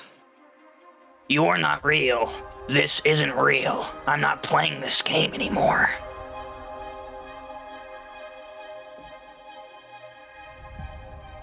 So game time's over. Then show me you're done playing. Okay. Well, if I know me, mental acumen is not my strong suit. I'm gonna hit him with one of these. Oh no. Give me a wisdom save, you piece of shit. If I know me, shit. you're not me, and me is you, but I'm not you, and me is me. Shut the fuck up. Give me a wizzy save, and as a matter of fact, fuck. Okay. Damn it. I did pretty good. Plus one on a dream. Damn That's it. what's up. Okay, so that happened at the end of his turn. Okay. Let me see here. I'm going to bonus action Hill Rune, and we're gonna get to swinging. Let me see here. Bop bop. Oh my fucking god! God. Whiffing, man. What the hell? Holy shit! Look, see the number? You're all getting fucked by this. He's weaving me. This is crazy. Cobweb's all of a sudden afraid of his own shadow. Cobweb in the Everybody polar but me. cobweb. Decided to kill the campaign by giving us only 4s. Just everybody but me and Dagny are just, like, terrible, apparently. He dodges and weaves once again, and your Jotun knuckles quiver with anticipation, waiting to crack this asshole's skull, your skull, but he simply laughs it off. You see that? You keep lying to yourself, and that's what happens. Nothing like a little bit of fear to make a paper goblin crumble. Cobweb is fully fucking locked in. He's got it set up. Put your money where your mouth is. How about I put my fist where your mouth is? Oh shit. He is coming at you. He's going back to punches. Let's see. Shit. Okay. That one's gonna hit. The 22 hits you, though. Sure does. He swings and it goes wide as you expertly dodge. However, you overcompensate a little bit, and he quickly steps up and clocks you. He sort of what is it? He sort of spits, and a tooth flies out. Is that all you got, you piece of shit? I barely felt it. Oh, what's that? Baby wants his bottle? I better put you to sleep. Oh shit. You're up. All right, let's see here. I'm going to do a cheeky. I'm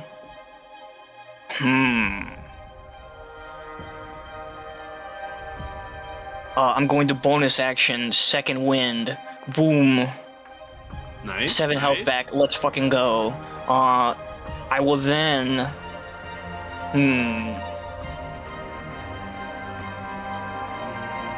I could do something silly. But no, I'm going to do two more Jotun knuckles. Let's see here. Oh my god, finally. Hey. Fucking finally. You finally did damage to him. The 13 hits.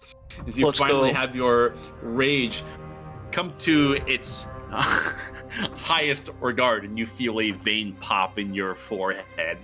As you barrel towards him, and you get a good sidewinder to him as he stumbles a little. Yeah.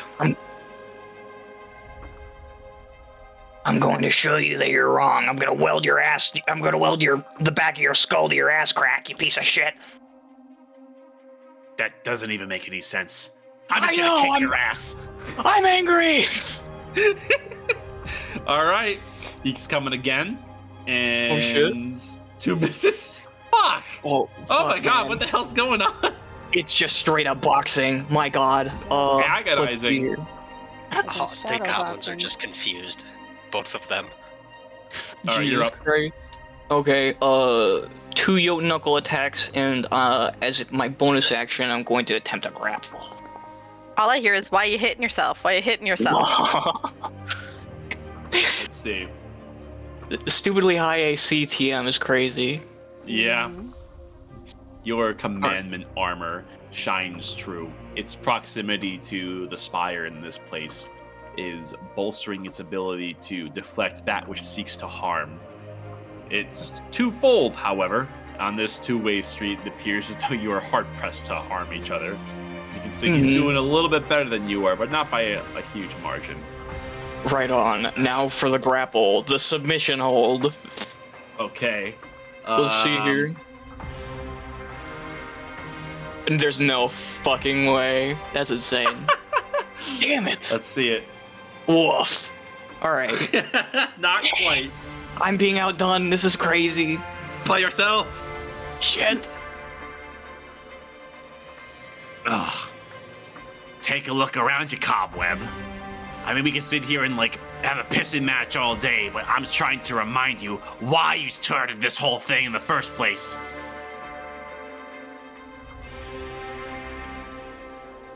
You might try to go around doing the bidding of those star assholes, making friends with buddies underground, and palling around with people you met while making some fucking maps or whatever it is the cartographers do. But I seem to recall, at the heart of it, you wanted to be the biggest, and you didn't care who got in your way.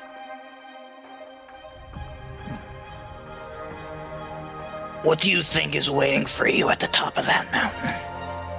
At that high peak? Who's going to be there when you need them? Me, myself, and I, and from the top of that mountain, I'm gonna have quite the view. You're going to be a king of nothing. No I'm gonna be one. the king of the biggest. The rest doesn't matter.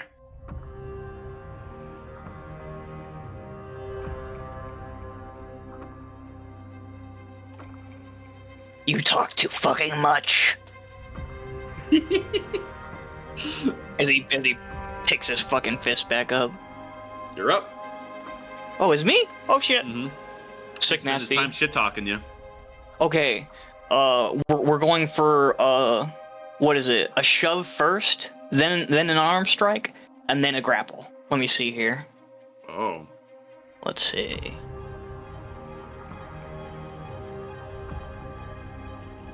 Oh, let's see. Hiya. There we go. Finally. Oh. All right, that's the grapple, huh? Or was it the shove? Well, that's the shove. Okay, let's see. Yup. Oh yeah, he's being shoved. As you tell yeah. him backwards. I'm going to attempt grapple, and if it succeeds, or whether or not it succeeds or fails, I'm going to try to kick him when he's fucking down. Let me see here. There you go. There you go. Okay. Oh yeah, I've got my mojo back. Oh my god. All right. Let's see if he's able to resist. Probably Hey, not. There you go. Not quite. You kick him to the ground, and he falls onto the hard stone. He goes, yeah, bitch. And then, wasting no time, taking the advantage, you leap on top of him, and you have a firm grapple as you control the situation. I imagine he's like hooking his hands into the sort of collar of his armor and pulling him into a fucking punch. I'm gonna beat some sense into you. You can't just use people. You can't. Their lives, they have meaning. Up. 19. All right. There you go. Make it with advantage. Hey. Oh shit. You right. I'm all Let's good. see here. Crit fish. Oh no.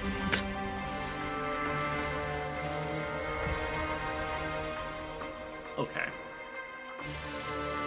Yep, that does it to him.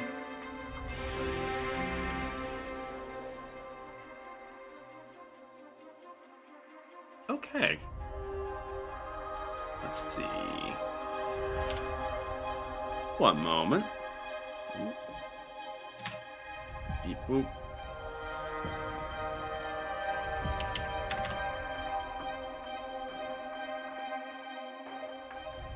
Fuck off, come on. He looks up at you. Ah. Right. Yeah, we have to be the goody two-shoes. Play it small. All right. Well, I got something that'll hurt. How about a rude awakening like this? This will really shit. put you into your place. Make you fuck. see. Cobweb.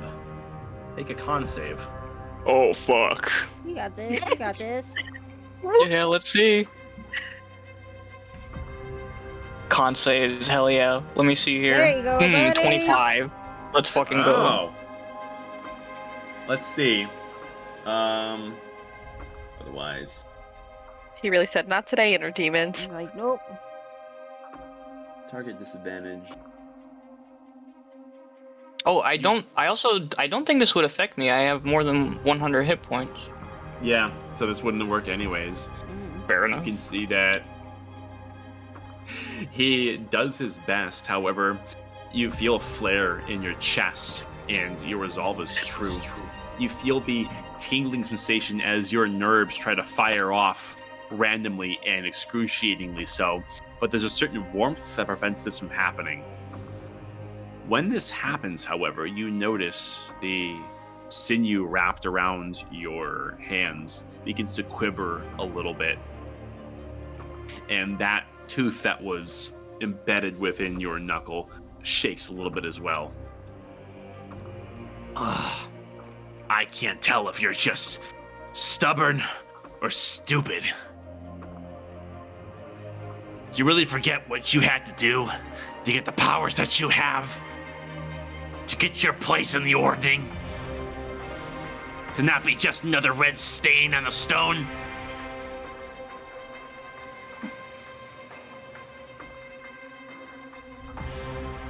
I did what was necessary, yeah.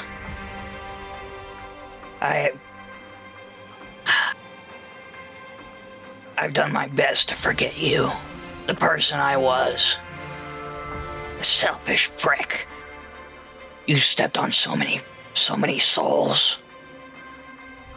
This isn't how I wanted it to go. I wanted to claw my way out of the serpent pits with my own two hands, bloody knuckles, or fingernails bleeding. But how did it end this way? Oh, yeah. You certainly clogged Nobble. I'm sure he'll remember that. Shut up. Shut up. My God. You really don't remember, do you? Like, actually. I'm not listening. I don't want to hear this. Shut up. Shut up. I'm gonna fucking hit you again. Wow. That's I'm a joke. impressive. Then here's the punchline, you piece of shit. He's gonna hit him again. Roll the advantage. You have him in a bad spot. Yo. Hang on, crit fish. Nope. Beats it. Yup. His defenses were completely down, laughing after your exchange with him. And you hit him square in the forehead as you feel the back of his head crack against a hard stone. It didn't seem like that was tough enough a blow to do him in, but it certainly put a fracture in your surroundings.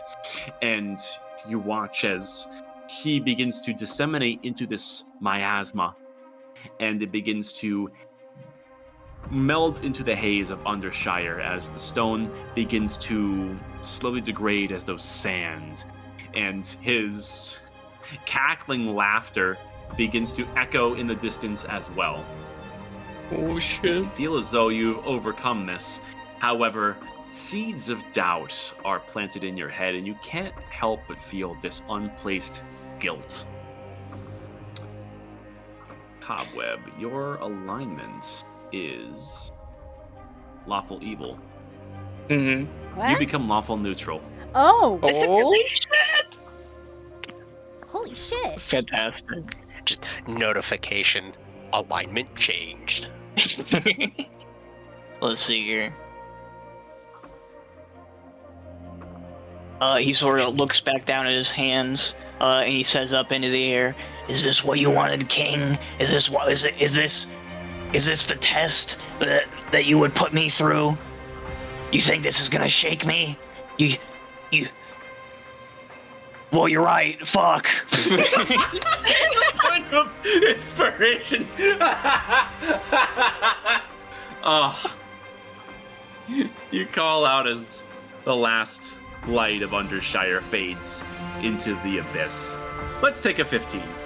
Yeah. Okay. Fuck. Ooh. Name Jeremy. You know what? I'm gonna genocide Aurora. Oh.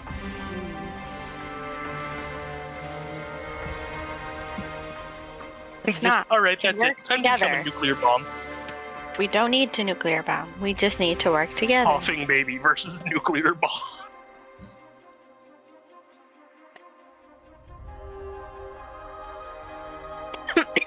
Oh, and that's Alrighty. I think it's time for you to face the music, my boy. no. Oh no, my boy. Unless we're all back and want to No, keep my moving boy. forward. No. I think Don't do we're it to me. back. Here. Don't do it. We're all too busy referencing memes to pay attention. I'm a virgin. No, don't do it. Is everybody accounted for? I'm here. I'm back. Yes. I need to go into my Shut. settings. Sound, volume mixer. There we go. Now you're not being drowned out by background noise. Nice. Okay. Let me grab one or two more things here and we'll start up. I'm next on the list.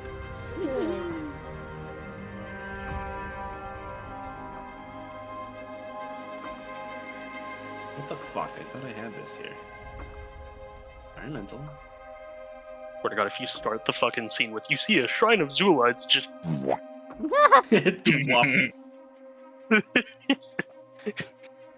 Nah.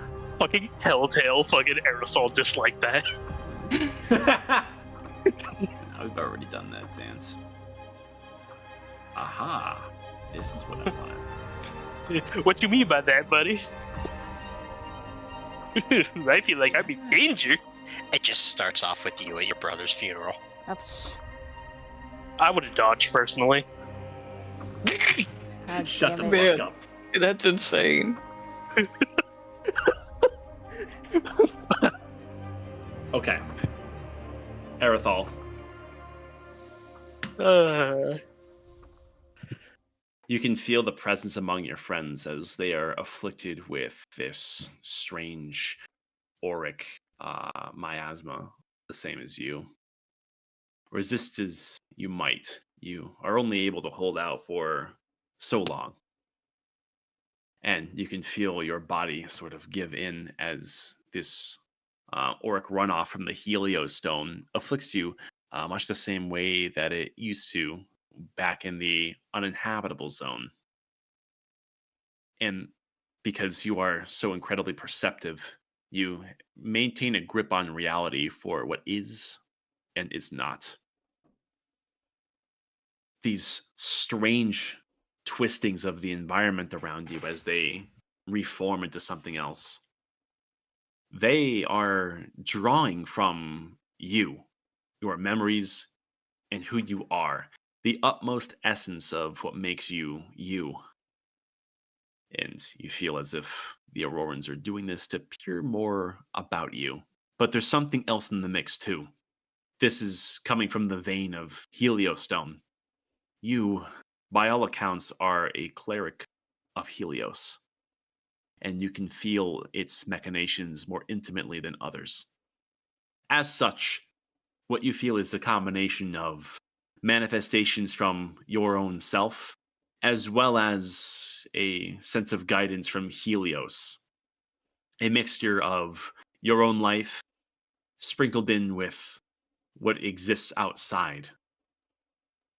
Keeping that in mind, you begin to see this radiant glow all around you.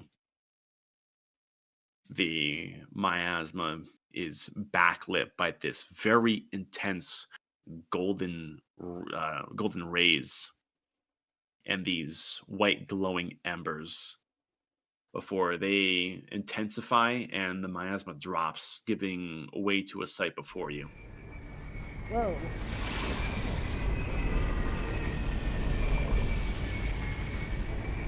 You are among the steps leading towards the radiant pillar. Looking up, it is almost blinding. You crane your ears behind you, and you feel there are many events taking place to your back.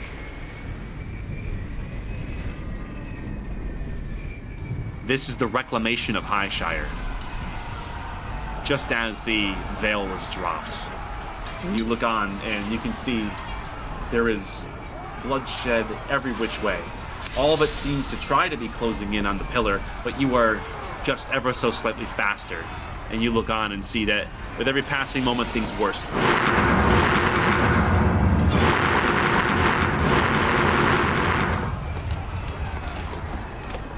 The Aurorans and Highshire are locked in full combat. Before you is the grand steps leading up to this pillar. You're at the end of your goal, the aspiration that all hope to achieve to get you to the seal. You look on and see that there's a small gaggle of people that are ahead of you. Some remnant Shire Guard. You see a chosen of Zula, and within the darkened door ahead, a faint crimson cape that is swapting off into the darkness as they all enter. You are alone at this doorstep at the base of the stairs. Up ahead, you can see that there is a variety of Shire Guardsmen, about 7 strong, that look over to see that you're lagging behind. And they motion over to you to hurry up.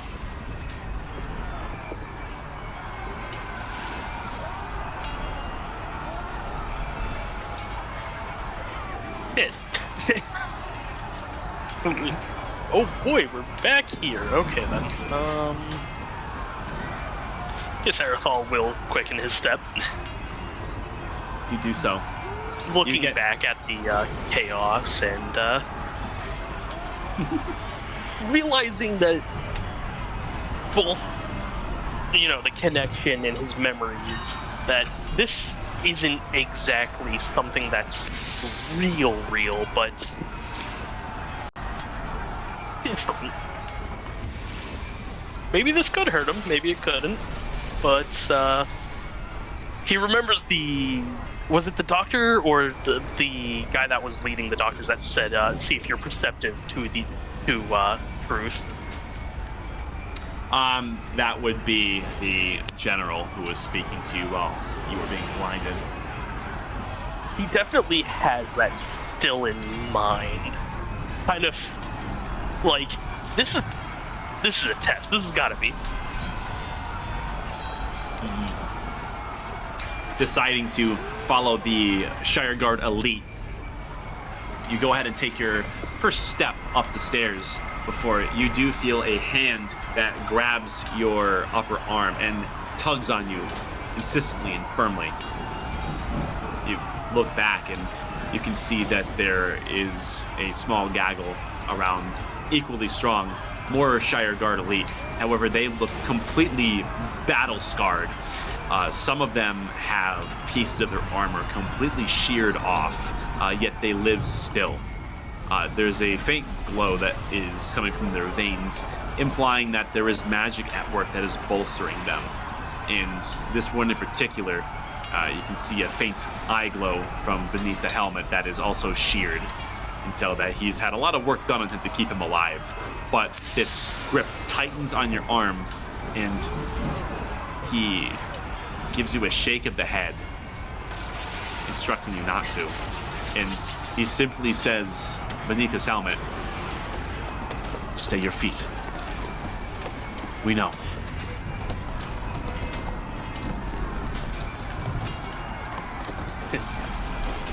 Oh, boy.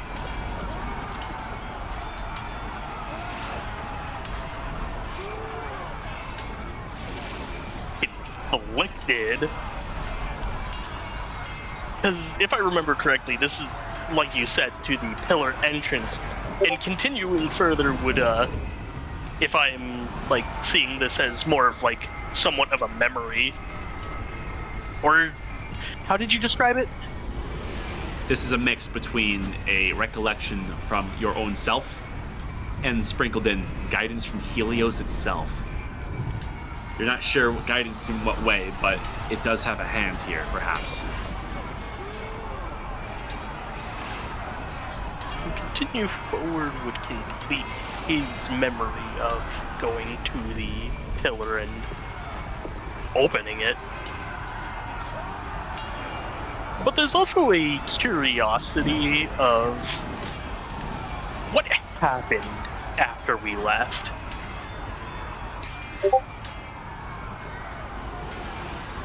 Who survived? Is there still fighting and all that? Well, there's still fighting. We saw the broadcasts. I don't know. Wanting to see home. He does stop and look to take it all in.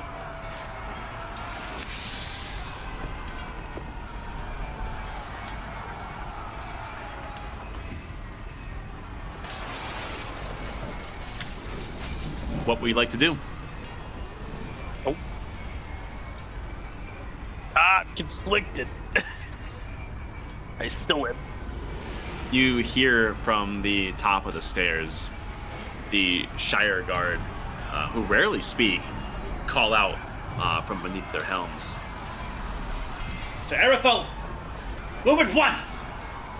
You must reach that seal! What is wrong?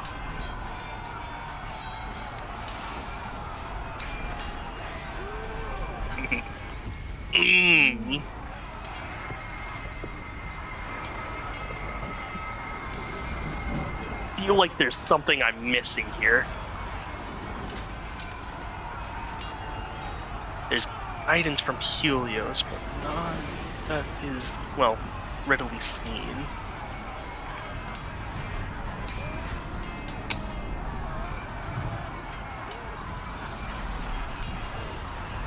What the fuck did you just post? Don't worry about it. You motherfucker.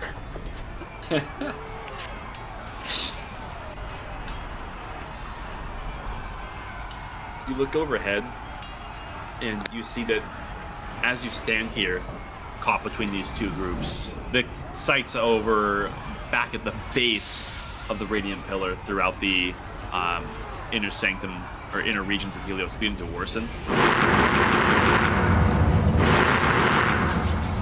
And you see that there's quite the army of avatars that are slowly gaining ground.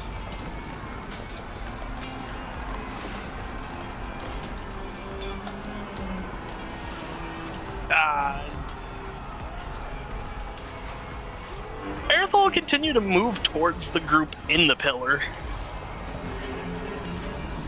All right. You shove off the battered guardsman, and you take your steps and close the distance to the guardsman elite, intending on entering the Pillar of Commandments. And you look over towards the group behind you, battered with their strange eye shine, and they call out again. You know what this brings? Stay on your feet! Don't go.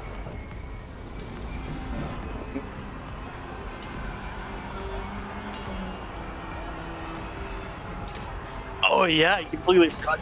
If Erithal isn't there, would it prevent the party from actually opening it? Is his presence even necessary You towards even the look party? around at that end, Erithal, and you know that when you approached the pillar, the party was all with you. There's nobody here this time. Just your support group that's went inside. Those who were left of it anyways. And the elite. In this moment, you are the sole bearer of the cartographer core. There it is. There it is.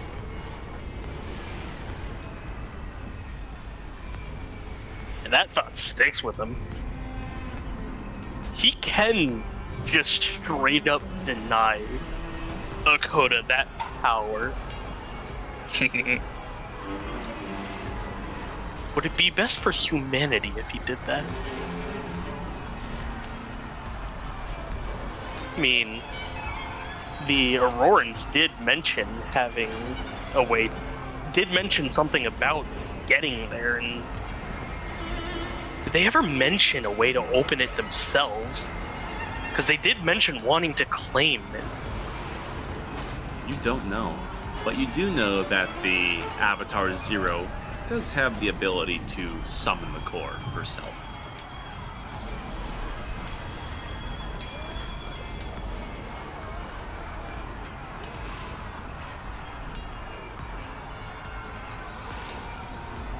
God damn it. What would you like to do?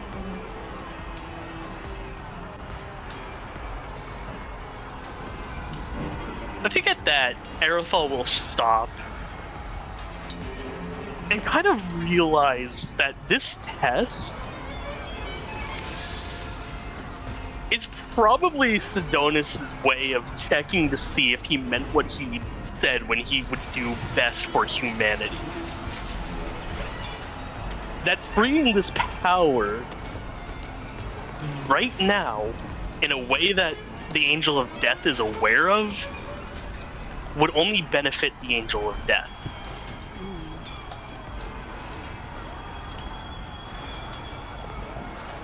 So what would be best for humanity would probably not to be opening the seal.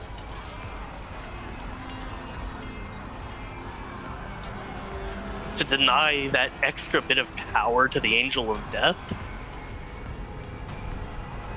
he's gonna stop and rejoin the group of battered soldiers.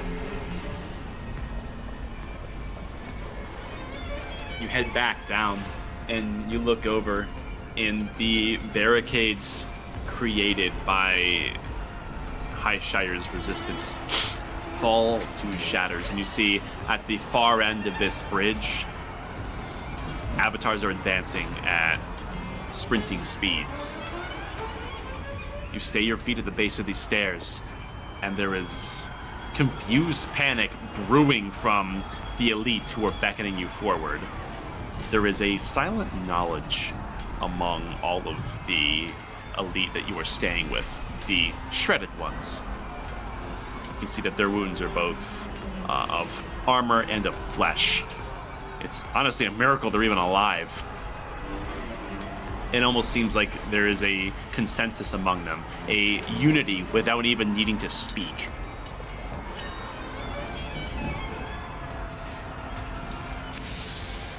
You were caught between them beckoning you and the advancing avatars. Shall you remain where you stand? Yes. You do so. But Aerothal will yell out to Avatar Zero. I get it now.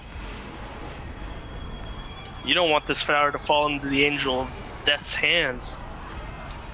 And you know she's playing us along. You see Avatar Zero is among the spearhead to the pillar. And your words echo out above the violence. She calls back out to you. This world belongs to humanity. And with I think that, we agree on that. the avatars close the gap, and the quaking of the ground as they advance with their heavy bodies begins to shake this vision. as the pillar glows brighter, and the quaking eventually rends this vision asunder.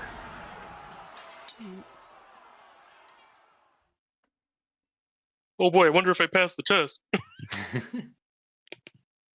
And for everyone as a collective party, having had your unique experiences, everything eventually comes to an end, and the miasma falls.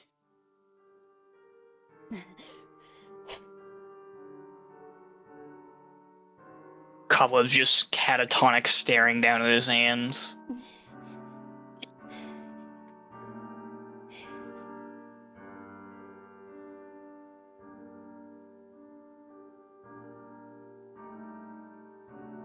An interesting choice, Adonis.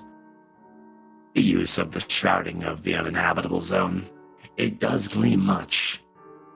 And it seems like although the intense interference coming from their ascendant souls is blocking much that would be otherwise helpful, a zone of truth would have been really nice at a time like this. I do have to say that being able to view their visions firsthand was quite revealing. I expected that to fail too, but maybe I don't give myself enough credit. Was that all Ragni?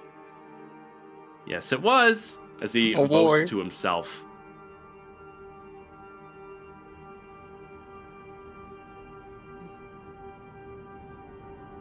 But you wouldn't use that own technology upon yourself, would you, Ragni?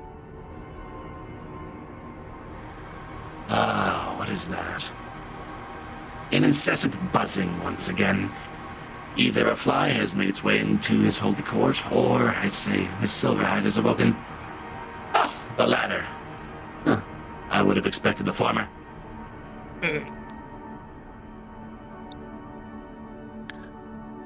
That's coming from someone Good. who's known to torturing people upon the surface to get what they want. Ragni rolls his eyes a little bit as if he is going to continue his banter before Sedonis puts up an authoritative hand. Your small talk will not aid our efforts here, Archmage. Stay your ego.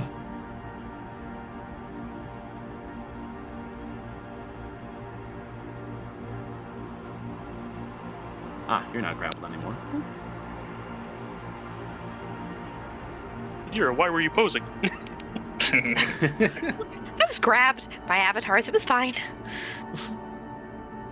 Let's see here. Sedonis continues. But since you have volunteered yourself to speak first, Ragni, an analysis, if you will, spare me the banter. You've had the opportunity to extensively study these 5. Tell me what you have found out. And Ragni takes a step forward, with his feet pushing gently off the ground as he begins to hover. And he inspects the party. And eventually he speaks up.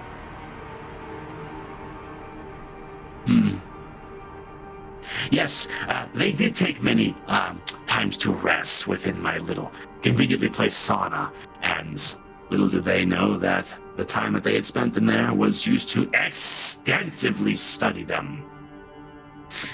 And I have learned quite a few things, sweet little nothings about our friends. Take Cobweb, for instance. There is a shifting among his skin, something that is not native to goblin kind. These imprints, they are common among those who are under the thrallship of abyssalists. And I don't suspect that influence is severed. Granted, there's a lot we have to consider on who they fight for and who is influencing them, but abyssalists, I thought I had taken care of that problem a long time ago.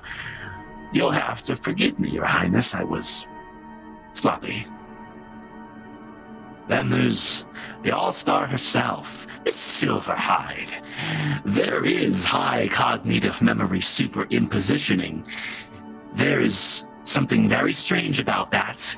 Usually those who have the ability to inflict that kind of memories of the future is something that was only achievable by the startographers of the old world. And as her loose lips have proven, not only her, but all of them, I'm afraid, all have some form of association with them as they still stand post-mortem. Dagny's a special case among them. There's something scrambled in the far regions of her mind, as if she has seen this all before. And then didn't. I wouldn't want to spend my time with a mind like that. Speaking of scrambled minds, there's Natira. Spiritual distortion, commonplace for those under the manipulation of malevolent entities. That of Gilthun, it left little to the imagination.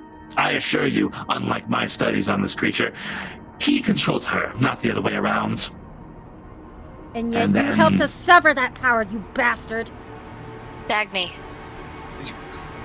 I am regrettably here to tell you, Dagny, I am having a conversation. It is rude to interrupt. Not when you're trying to spread your own agenda, you fucking scaly. My agenda is for the Auroran people. Scales are not Miss Silverhide. I thought you would be able to mind your tone. If you know how strong Gilthun is, then why do you hold on to the piece that retains his power? To Dude, this use is it oh. And not for your own personal gain? for the Auroran people. How many times do I have to say that? The same way that we intend to use all of you. Or at least, maybe we only need to use one of you. Speaking of those who are committed, Erethal bears a strange recollective hole in his memories. And he's not alone in sharing that. Our boy Cobweb has that as well. As if I haven't picked on him enough already. Very odd, very precise, as if something was carefully scooped out of their noggins to stop them from who knows what. I can't quite place what could have done that. I mean, I could have, with time. Perhaps the Farseer even. But whatever has been screwing with their memories has also played a hand into influencing them. Not useful for our purposes. Wait, you saying And there were then gaps in the memory? Yes. Yes, there were. Shut up. Don't I tell don't. me you didn't know that, Miss Silva. Where does it end with this? There was a creature we encountered in Kunaholt. Pracket is just gonna speak in Dagny's head. Just, Dagny, Back up. let him go. Don't give him any more information than he needs. You're feeding his ego, and you're getting, you're just getting into an argument with him. This is not the place for, ego throwing. I see there's some tense exchanges between all of you. Kraken, I haven't picked on you yet. Frankly, you're quite boring compared to the rest of your friends. The last time I had seen you, I recalled more of you being more, inorganic. That's strange. Boring is fine. And then, of course, outside of our 5 All-Stars, there is our newcomers. The former Inquisitor, Akoda, was it? My, you have had it rough. Bit of an identity crisis, are we? Devoting our life to a false god does tend to have its life-altering ramifications, and your complacency as such is greatly appreciated. The sass I get from some of the others is quite tiring, so you being straight to the point and being cooperative does save me a bit of breath. I see you over there, Omash. My. Of the same impositioning implied by Dagny's scrambled head, I found the same thing in you, except it's largely intact. It's as if you have seen everything. Everything. Which has me quite curious on why you have taken the actions you have. Why you've been so directly combative if you understood the Roran's true intentions. Why would you give us a hard time, throw wrenches in our gears, and simply sit here, moping? Have you run out of things to fight for? Well, if you know how it ends and you're acting this way, that's deeply troubling. I suppose our Farseer may be able to inquire further as to how this came to be. Or you could stop playing the mopey game and you could help us find the Praetor that you were piloting. That is one of the few reasons you're still alive, if for no other reason than the interception of your friends.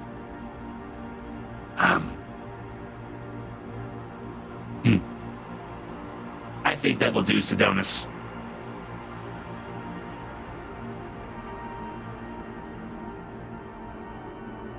You see Ragni rejoins formation and lands besides the others. Sidonis looks long towards each and every one of you, but says nothing. It seems he is open to any sort of comments from the party, should you wish to speak your mind.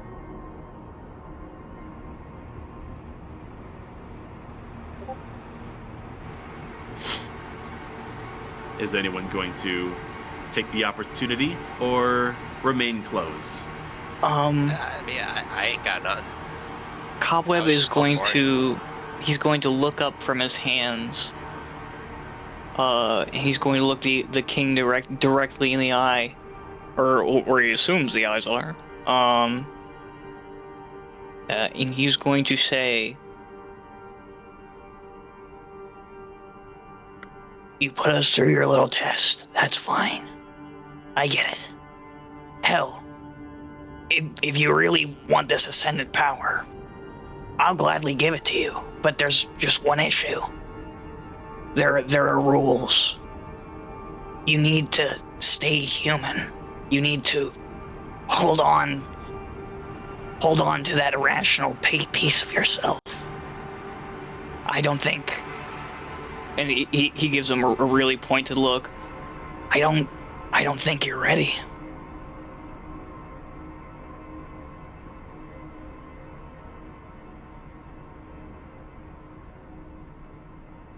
In my time dominating this kingdom,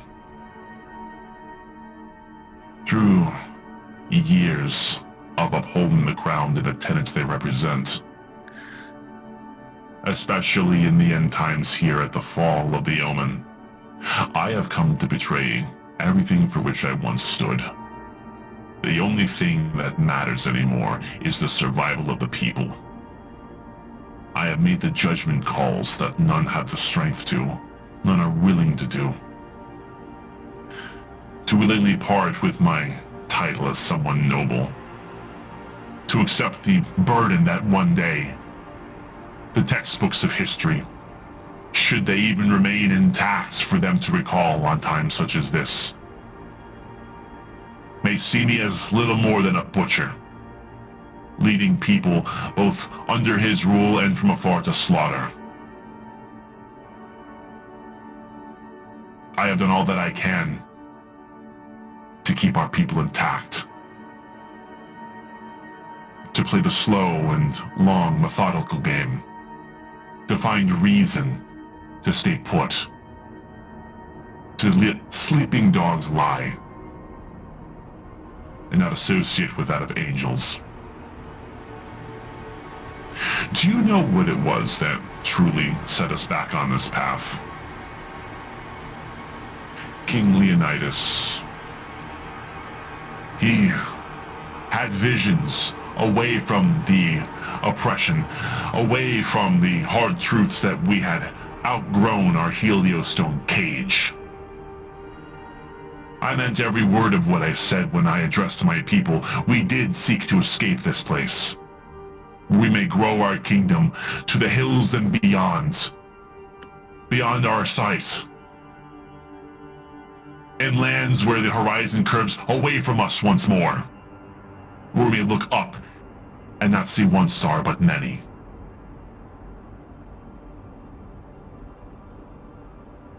And for our lofty prospects, we have paid the ultimate price. Or at least Leonidas did. We all will too. Unless something changes. That is why you all stand before me.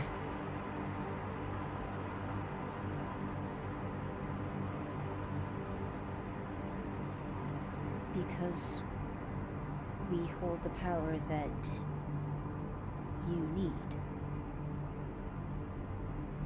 What humanity needs.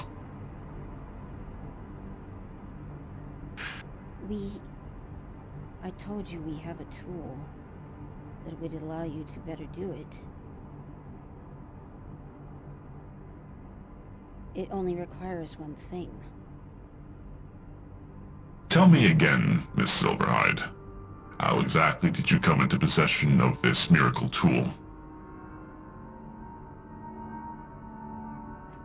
When my group was first formed and we found the first cartographer, we were soul-bound to it.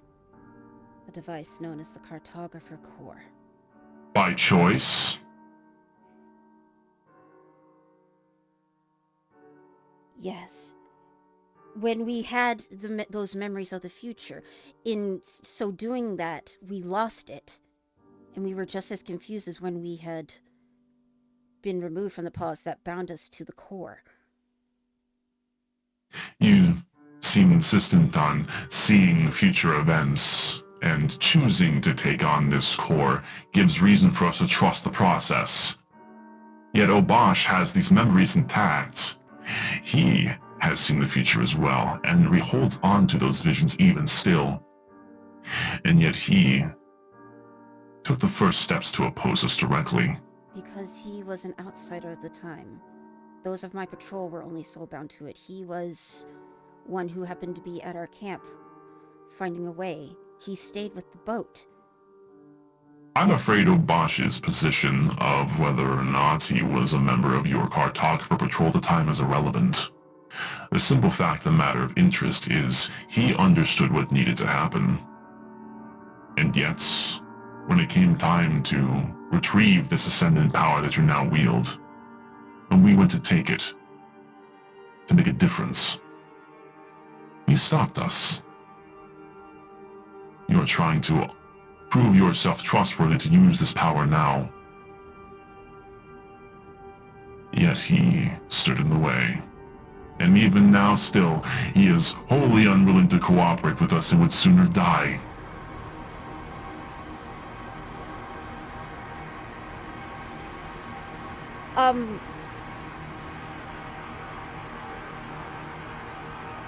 I think he's... Okay. Dagny is kind of in the thought because Obosh was killed by the Venerator with the Life Render. And then was held in the Pillar of Commandments. Yep. And then after his sister died, he escaped.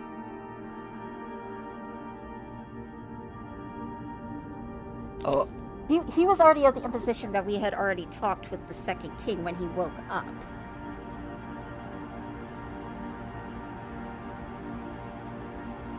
It certainly was of his discussion. Or more specifically, he was trying to get clarity for what exactly happened to the Second King. Even now, you don't have a truly complete story.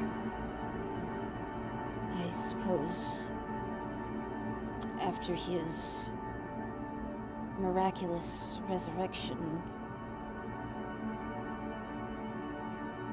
I told him to hold on to hope.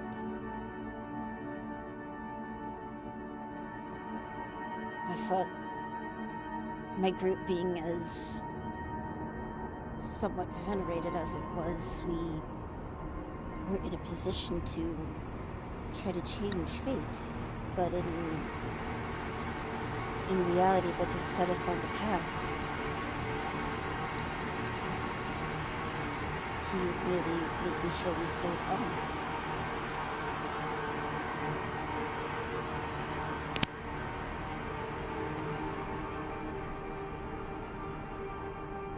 He didn't have to, but he was the only one that had those memories intact. I suppose that gave him the conviction to do what he did.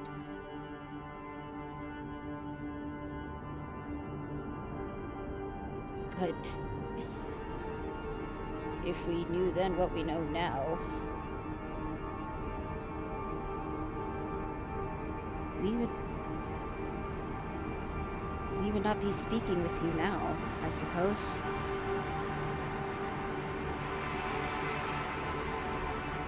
We have to speak on more diplomatic terms, but she just raises the manacles, as you can see.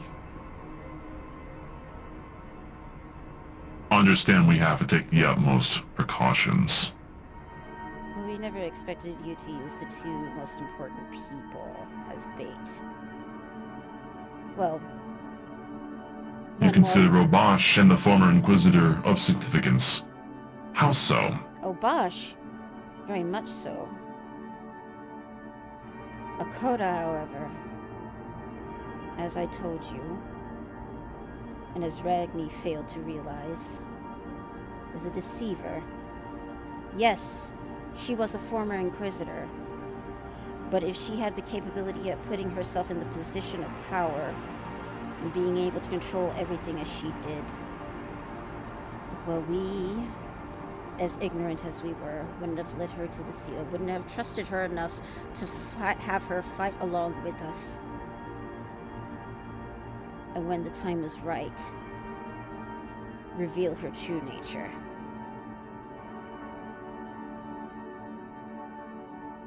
The narrative that Akoda is traitorous not only to her people, which does largely ring true for all of you, but for her to be of angelic alignment is something I have seen corroborated through I can many of prove you. that she is.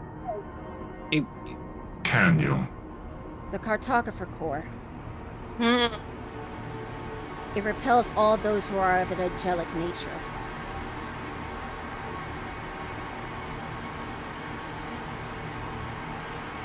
Only those This of humanity may touch it. This linchpin to the will of the Startographers. You're asking us to instill the desires, the goals of the Startographers here and now with the ascendant power you bear here? We were repairing it. The Cartographer Corps protected us as we passed through the center of this planet. The Startographers were the reason that the old world fell. Their machinations directly led to the deaths of countless people. Their meddling in this higher power is the reason we are in the situation we are now. And yet somehow humanity is divided. This is as what she wanted, for us to be divided, to fight against each other. Dagny. Wait, Who wanted, her or the Startographers? hang on. Can I say something? Speak your mind. Yes, okay. The Startographers were at fault. They doomed us to this. We're in this situation because of them. We know that now. But they've been paying for it all of this time.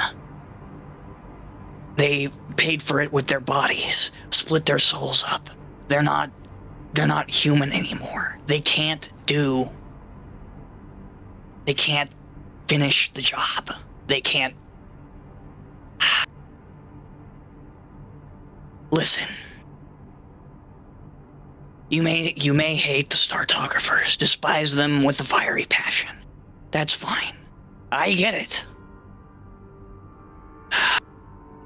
But if you allow that thing, he points a manacled hand over to Akoda, to worm her way into your ear, your civilization will burn. You said that you wanted to keep from repeating the mistakes of the past. Start now.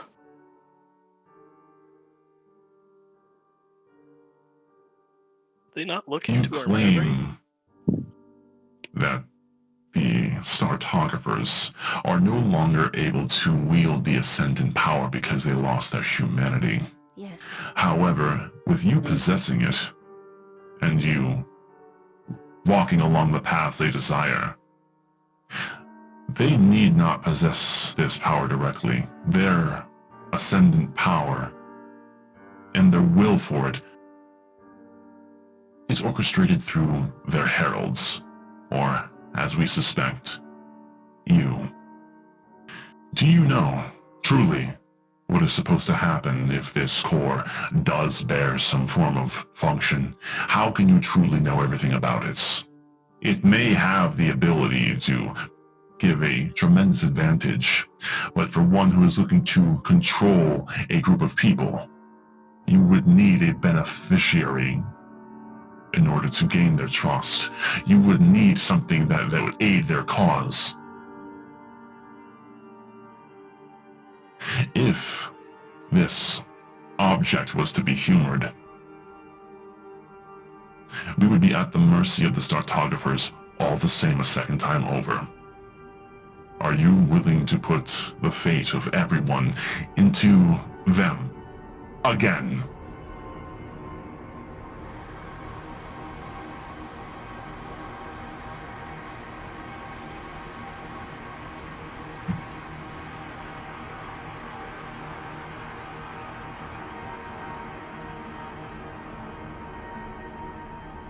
If it means saving this planet.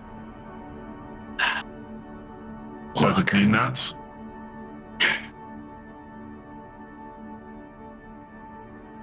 If you would have asked me a couple months ago that very same question, I would have told you that I was no man's puppet. That my will was my own, and everything that I do because I think it's right. Truth is, I don't know. But I hope. Hope dies last. And if there's a way to stop her, look at me in my eyes. If there's a way that we can stop her immediately, that's what needs to happen. She'll take your will, and wring it out like a fucking dish rag. This isn't about Highshire or Aurora or any other denomination of man. This is about survival, extinction. Please don't let what happened in my world happen to yours. Not again. Please. King Sidonis stares at each of your pleas. There is a certain haunting silence to him. Having seemingly grown tired of your pleading, Akoda stands and looks to the king directly. You can see as she stands up, her crimson cloak is whispering across the hard stone, and she speaks with a cold, reverent, and unshaken voice. Your Majesty, I will not waste your court's breath with flattery. I come not to plead, but to warn. She then gestures to the party, but her eyes never actually leaving King Sidonis. These 5 Startographers reborn carry in their bones the same arrogance that unmade the world. They opened the seal beneath Highshire, not out of duty, but out of coercion. And what spilled from it? Fire, angels, the omen continuing to devour the world unchecked. Your people remember, do they not? They do not speak the Startographers' names, because to name them is to call back the ruin. And yet, Here they stand. And you are asked to trust them. The Startographers hold a tighter grasp on them than any other. They would not dare let slip their prized champions. But I will not pretend I am innocent either. I devoted my life to Zula. I obeyed her without question. And when I saw what she truly was, some deathly seraph, summoned by 5 Startographer heralds, I betrayed everything I was for truth's sake alone. I burned my own life as I fell to the light of the eternal sun. Even in renouncement, I am as condemned as those still monastically worshipping Zula above us even now. My only worth is the ascending soul fate bestowed to me. I have nothing left to live for, understand? I offer you my power, not as a friend, not as a redeemed savior, but as a weapon. I offer my soul to be used. I can be bound, as she gestures towards her restraints, but they... And she points to all of you again. Each word is heavier than the last. They will not be contained. Their emotions, their loyalties, their fears are all uncontrollable factors which will contest your own control. As such, they carry the spark of another cataclysm in their hearts, and when it combusts, there will be no new world to turn to. We will join the old world in a mass grave. There's nothing left for Helios for me, but allow my final days on Helios to be spent giving the angels what they deserve. Choose wisely, Your Majesty. You can leash a wolf, but you cannot leash a wildfire. And yet you wear the wolf upon your shoulder, you witch. Dagny. Having Now is concluded not her the time. statements, Akoda goes back to a knelt posture, eyes still fixed to the king, wholly disregarding the 5 of you as if you weren't even there. Damn, she's good. You saw into our memories, King Sidonis. You must have seen what happened when the seal was broken. How Akoda morphed into the Angel of Death. On the contrary, no. We are not able to peer into all of your memories with reckless abandon. Some things are personal. The technique I implemented using the controlled uninhabitable zone is used to expose the inner workings of one's desires, one's souls, one's alignments. Helios understands all who tread it to great effect, and these visions are often guided by a grounding established by the planet itself. I wish to speak on the machinations of those that play for the seal. And you all the same claim that she is this angel. She is. She's not the only one we saw that was a deceiver. There was another. Of a lesser kind. He called himself Idravok.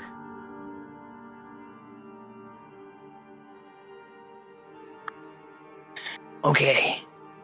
I can see that the emotional angle isn't going to cut it. Fine then. If you had to choose between trusting 5 Startographers reincarnated and an angel, which would you prefer? I just hypothetically. Would you prefer a possible cataclysm over a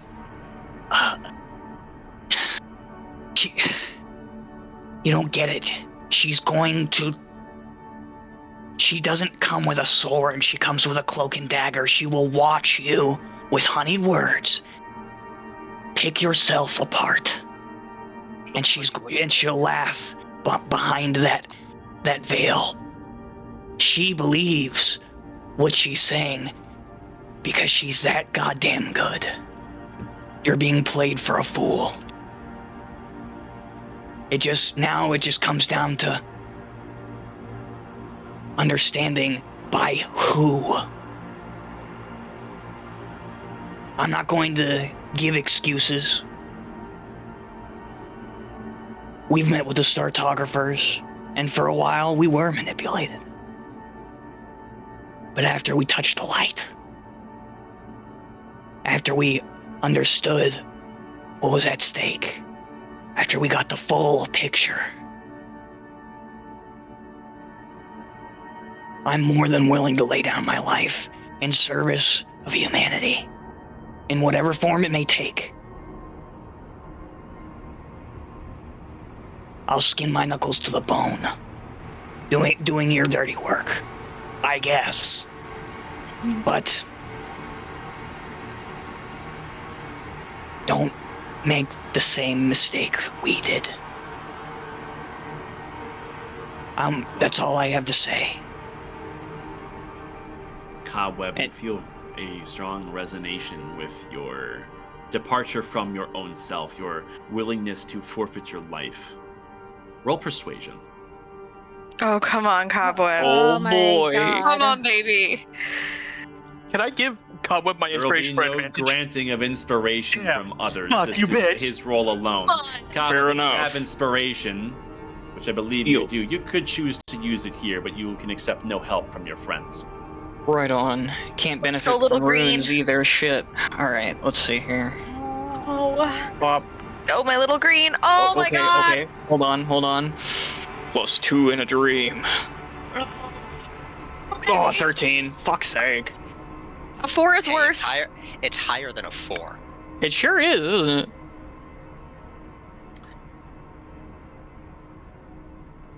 It seems as though you had struck a chord with him early on. You noticed a certain tension in his shoulders when you presented the choice for him to choose between 5 Startographers and an angel. There is a sigh beneath the helm. He presses his gilded gauntlets to his helm, and with a metallic click, it unlatches and he lifts his helm from his head, and you all see the face of the man with a haunted expression looking directly down at you, Cobweb. And he speaks. A choice between Startographers and angels is a fool's choice to make. From what we can perceive, the choice is the same. We have contemplated the connection between angels and Startographers for as long as we have been down here. We found that they are alike in a terrifying amount of ways. Their regard for life is questionable at best. Their lack of humanity, their strong affinity towards great power, their affinity towards Helios, not unlike humanity itself. You understand the position fate has put me into. To make an impossible choice between two parties. You understand that the most lucrative outcome for both above and below is to use your ascendant power to combat the omen and make a difference. On one hand, having 5 ascendant souls is far more greater assurance should one of you die and the power is lost. But the strings pulling your direction are as troubling as they are innumerable. As for the Inquisitor, there appears to be little left influencing her. Not unlike Obash, resigned to what fate has given him. Speaking from combating influence, she is a far safer choice. Free from the affinity of Sartographers. At least, free from any more influence, given that your association with these enigmatic few have influenced your kingdom as a whole, even humanity. So yes, that would make me a fool to put my trust into either side. I am caught at an impasse. Then what is... I ask you this, Your Majesty. The only thing that makes humanity what it is because it thinks with its heart. So I ask you now, what does your heart tell you?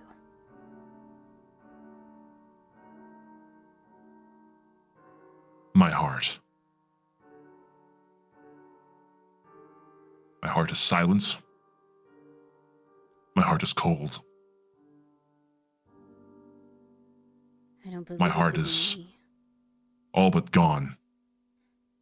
And that is far divorced from the conundrum we find ourselves here in this court. The weight of my sins has made this crown all too heavy. This weight has an effect on my own aspirations. Everything that I have done in this life, I have done in the name of humanity. But the more that Helios's grip tightens on us, the more hazy fighting for humanity becomes. Here and now, I am unable to define what fighting for humanity truly looks like, but I can fight for my people as a king, if nothing else.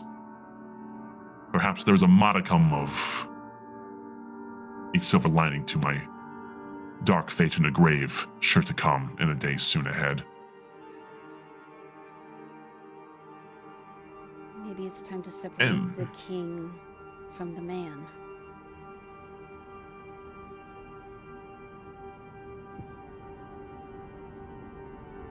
And how would you have that done, Dagny? Not be able to walk amongst your people without the armor. You're not constantly at war with your people. No, but I am on the precipice of such an affair. Should I tell them that I am fraternizing with High Shire's finest? There are fractures in our society as is. We are not High Shire's finest, though. We come from all walks of life. Well,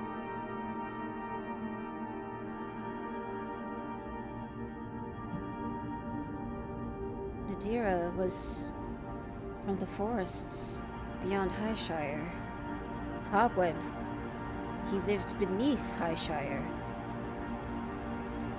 Erithal lived within the churches of Highshire, and I, before I joined the Cartographer Guild, we lived mainly in a room on a single estate. An estate that protected its people. Like you protect yours.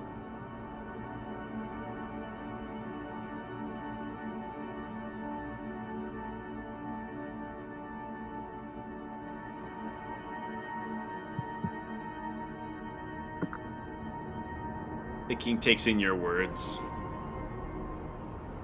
But the more that he has spoken through this time, the more you understand he is ultimately in an impossible position. I know that I won't be able to get through to you with statement of fact. No matter how many times I tell you the truth, it is up to you to believe it.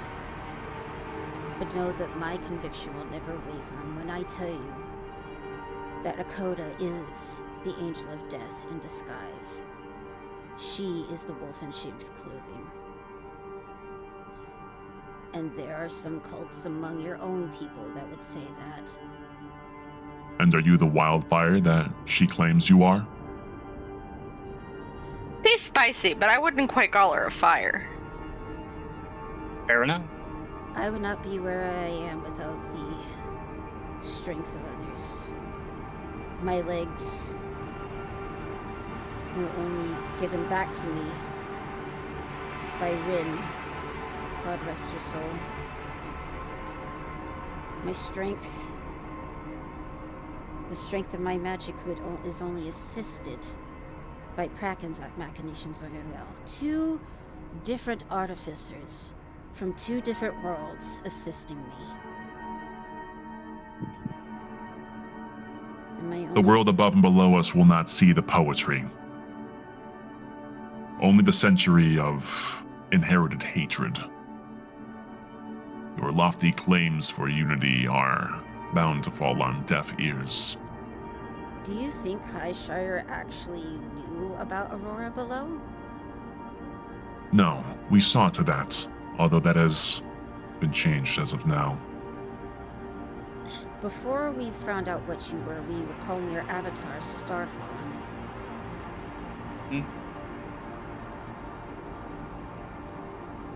And it's funny. You sought to leave this heliosic cage to see the outside. And yet for us, we were told never to look up.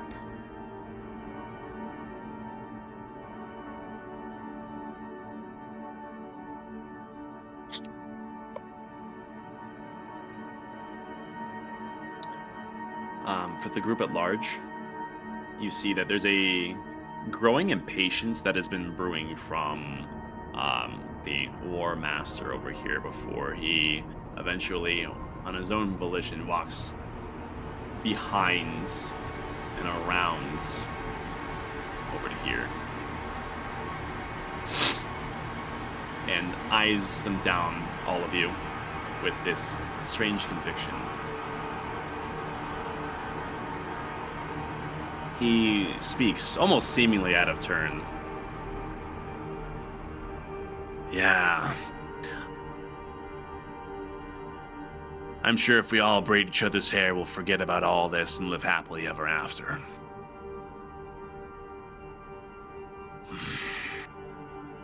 My liege. I don't claim to know any better than you on who to trust, but I know who not to.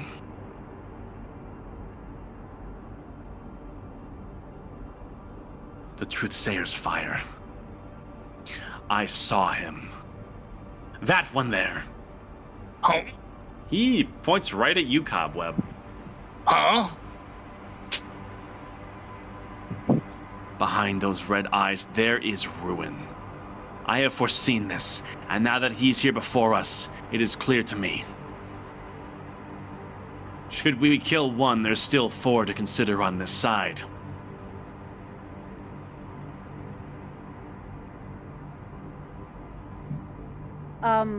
Am I seeing a parallel between him and the Icon of Veneration? You draw some conclusions that, based on what he's saying, he has had some form of vision or bestowment of knowledge that is influencing his very conclusive and thick-headed behavior. And Cobweb, his hatred is locked on to you. It almost seems unfounded. You don't even know this guy. Cobweb, sort of going against his better judgment, stands up, holds his head high, and he said, "Then do it. Kill me." No, Cobweb! Go ahead. No, go ahead. Really, if this is what it takes, for you to believe me, go ahead. No, go ahead. Here, pull out that sword. Enough! Go ahead. Stay your blade, War Master. Your Majesty. Be seated, Cobweb. Yeah. Your Majesty. He looks to you, Dagny. I have one thing that will be able to reveal certain truth to you. For this War Master, it acts no differently than our icon of veneration once did. And I will tell you right now, her head was severed by the one you feel so conflicted, one who is so honeyed in her words and convincing you. And the head is fully intact in my bag. Oh. Oh shit. If you have a cleric that is able to speak to the dead, you can ask her the 5 questions that you need in order to be able to get your full answer. Now, if I recall correctly, Speak with Dead was already cast. You can't do it within like 24 hours or something. Let me ping it for you. Please. Speak with Dead. What level spell is that? 3? 5, Oh, is it 5? Jesus. I think. It's either 3 or 5, I can't remember. You lied to me. How could you? Here it is. Without consuming the spell Within slot. the last 10 days. And it's been more than 10 days, I think. I don't know Yes, about it that, has. Chief. Oh, yeah. Yeah. Because the last time was before we entered. It was just before you entered Aurora South. Yes. And 2, 3. That was shortly before you met the Farseer, before she gave word that the king was coming to Aurora South in roughly 3 days' time, which would be that 3-day period plus the intermittent time after Speak with Dead. So I'm gonna have to do some math on that to really see how close to 10 days we are, but I'm skeptical. But as enough. you're offering it, it does seem like you do have some reciprocation from the confidants, and a mage hand appears before you, Dagny, and you're bound, so you can't even take this out, and your bag of holding is suppressed. So, with that, Before you spent the energy on casting Speak with Dead, we had spoken to it within, I believe, 10 days. very well. Oh, God damn it.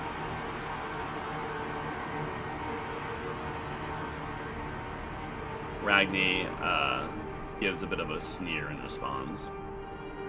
We will gladly accept your offering. We can chit-chat with it as we're able. And as for Cobweb, as everything's going on, his stare is not really broken, and this feels very out of place. But you feel a certain something churning in your head, a certain fluttering. You may... Can I check what this be?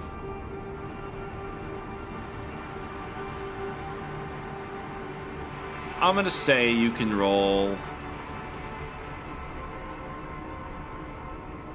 God, this is kind of strange, isn't it? There's a lot of fucking shit at play here.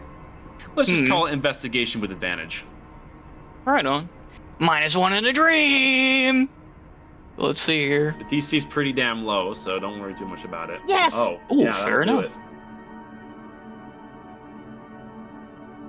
it. He briefly spoke of a fortune teller figure and how this disdain he has for you is almost irrational, as if someone acting out of turn would have no place otherwise in the sovereignty court. And you felt this strange feeling begins to flutter in the back of your head, and you can't really place why until you focus on this feeling, and there's a strange sight that almost recollects, as though recalling on memory, a certain shifting of several cards midair.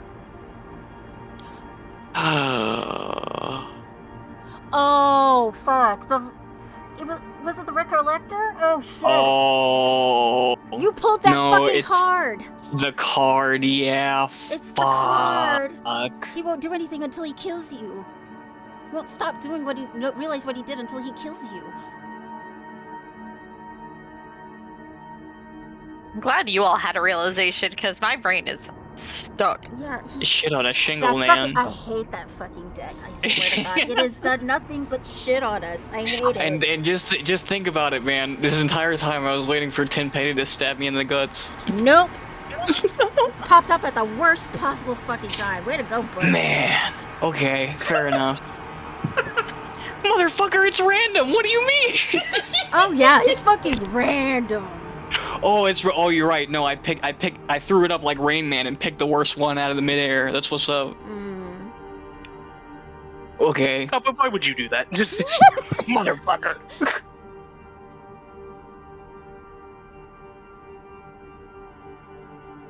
Well.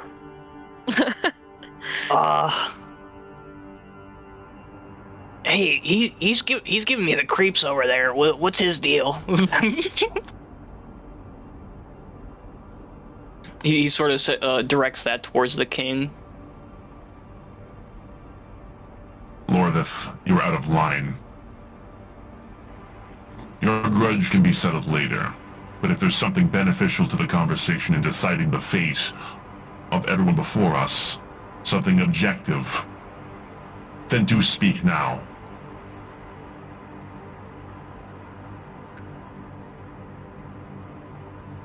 There is a exhale through his nose. You don't know if it's just the way the light caught it or if he genuinely exhaled steam, but he eventually collects himself. Nothing further, Your Majesty. Eventually, Sedonis speaks again. Farseer, speak your minds. The Farsight engine has the capability to gleam into future events, barring certain restrictions. Surely you have used it as of late.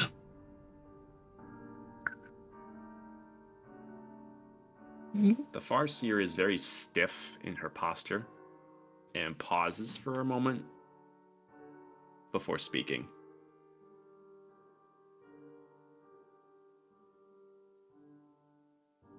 Regrettably, the engine is out of function currently. It seems the cosmic energy that has been assaulting our kingdoms has affected my ability to perceive future events.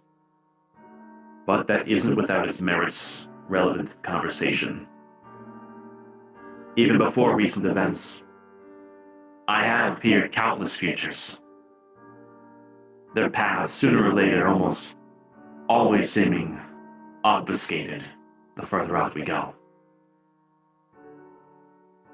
And as for these here, their arrival was within my predictions, but their exact affiliations were not. Trying to peer beyond their arrival here, unfortunately, I have been able to glean nothing. The same form of abjuration that is consistent with Highshire and that of the angels. This almost confirms beyond doubt they have a direct link with angels themselves. I do not believe that anyone here has direct ill intentions. There is a genuine care for humanity in one capacity or another. Or at the very least for that of Highshire, or those which are closest to them. To that end, they may extend the olive branch to those of the greater group. However, I can confirm beyond all shadow of a doubt that they are heralds of Startographers. and every action they have taken is the result of a domino effect of their coercion up until this point. Whether or not this makes them devoid of any ability to be trusted is not clear. This would largely depend if they are still actively being influenced, or if they are truly free. One thing is certain. Sartographers are selfish. History has taught us that they cry for knowledge and power before humanity. And we've all paid that price.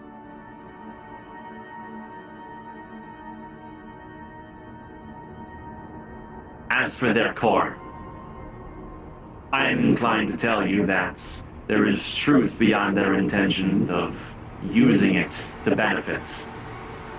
That should it be in its fully functional state, it can aid humanity entirely.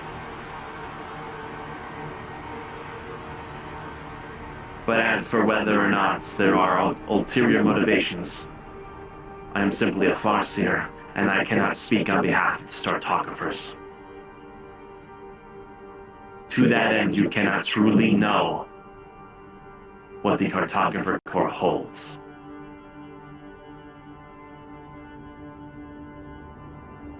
And with that, she lowers her head.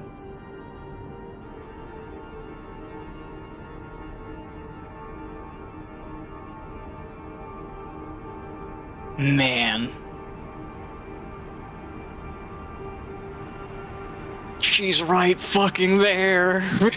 Fuck. It's like I'm really fighting hard to keep my mouth shut because I could literally just say the words and it'd be all over from here, but I can't do that because Akoda's right there. Yeah. I think this group, from my experience with them when I met them,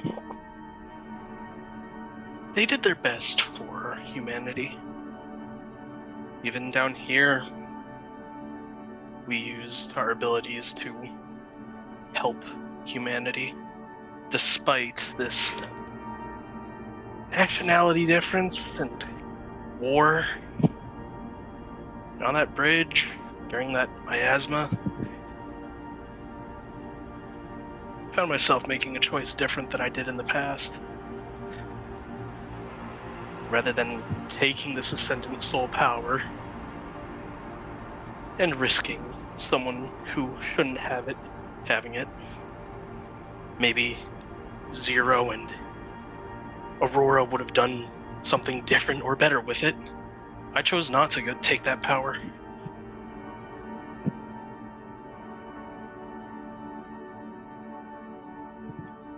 You speak of change? No.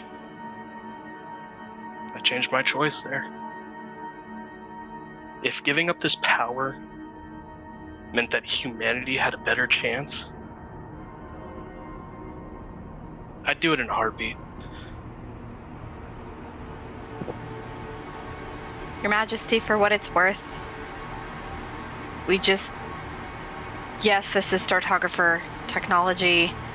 Yes, we're considered the heralds of the new Sartographers, which, interesting title considering, none of us stand by that. We just want to use Sartographer technology to rebuild what they've broken. To reclaim what that means from people who never should have had that kind of power.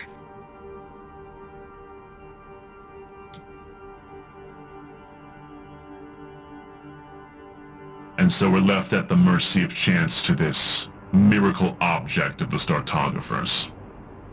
Left to interpret their intentions based on history and your own coerced actions. Without a Startographer here to ask on what this might do, we can only write the implications. And with history telling a grim story of what they seek, choosing this core would mean to choose the Startographers. And as we've discussed, From my point of view, choosing the Startographers is indistinguishable from choosing the Angels.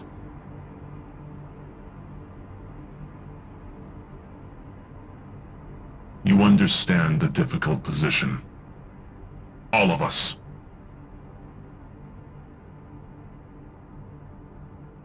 That remark hangs heavy in the air. If you guys want to take a moment or two here to kind of reel your thoughts, you certainly can, out of character.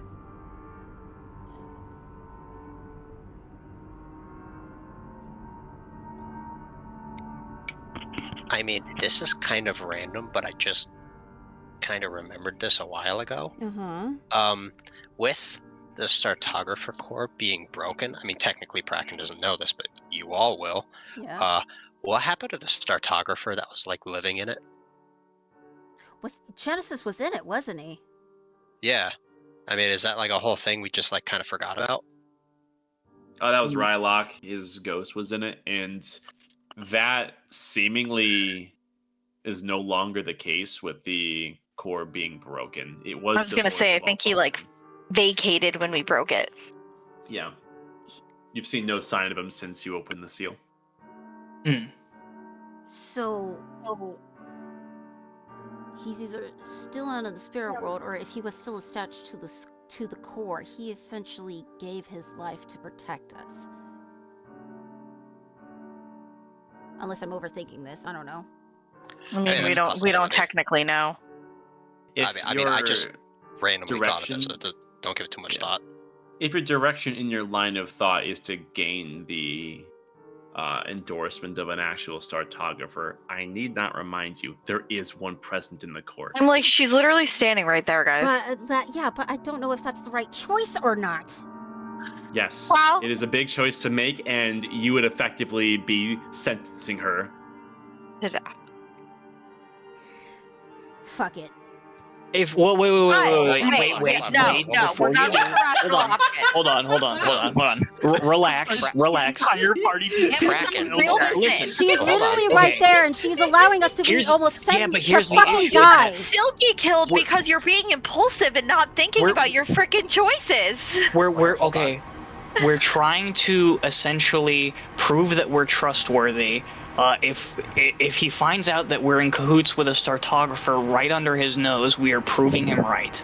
See, I don't think any of this is about trust. This man is never going to trust us. I think trying to gain his trust is stupid and ridiculous. Like, we're never going to gain this man's trust. What we're trying to prove is why we are worth keeping alive and working with Do we want to in bring comparison to in the Tweedledee and Tweedledum in the corner. Like, this man isn't gonna trust us. We're never gonna get his trust. He doesn't give a shit about our feelings. This man is the king of a realm. He is a protector. He is a politician. He is a war leader. Like, he doesn't give a damn about trust. The only So thing- we're not gonna get his trust. That's No. irrelevant. That's pointless. What we need to prove is why we are worth working with and why we need to stay alive versus the bitch in the corner. Snap. Worst case scenario, we can bring up the fact that with our ascendant souls, we can manipulate Heliostone. This- We'd be too powerful. We would be a risk. Would be a risk, but that would also put a Coda in a really bad position because she can also do it. But To they be already honest, have shown that they can't control us. Well, I hold think on. making us the Avatar is worse. Well, the issue with that is that I'm pretty sure that's what they want out of us. Because originally, I'm pretty sure their goal was literally to establish like a foothold within the Pillar of Commandments to essentially do what we're trying to do now. Isn't that right? As far as using the Radiance to influence Helios as a whole, Yeah. to some sort of end. Am I sort of reading between the lines correctly? At the end of the day, you do know that King Sidonis just wants to use the Ascendant power to stop the Doomsday timer on the planets. Mm.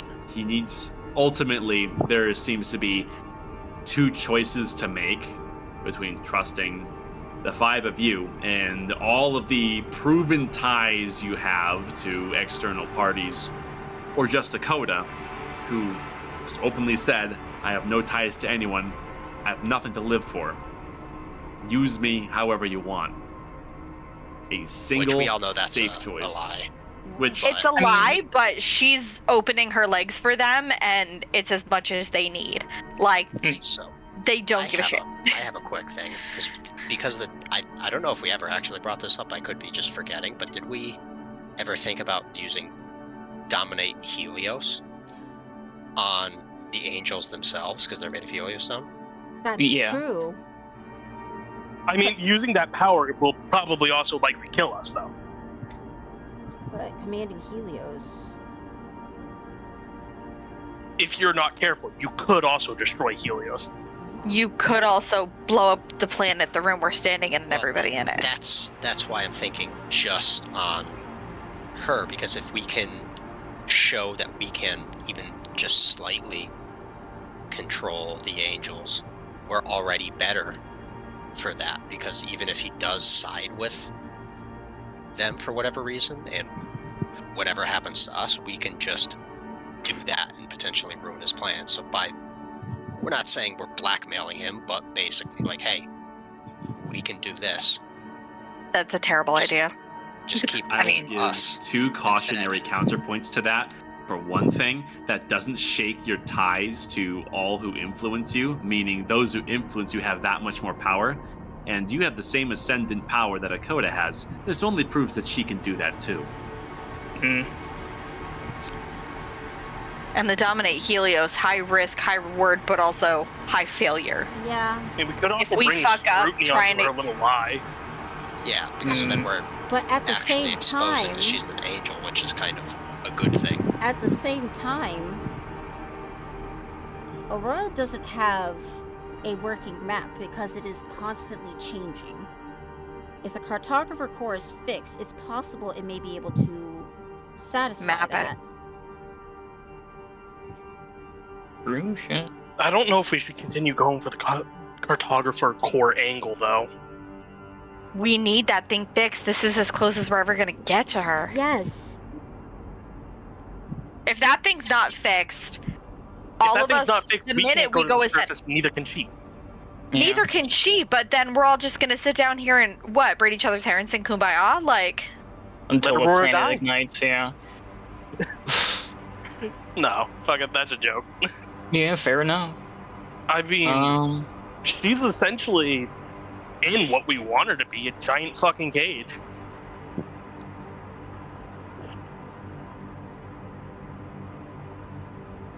you're right, but down here we're powerless to do anything to actually escape the planet.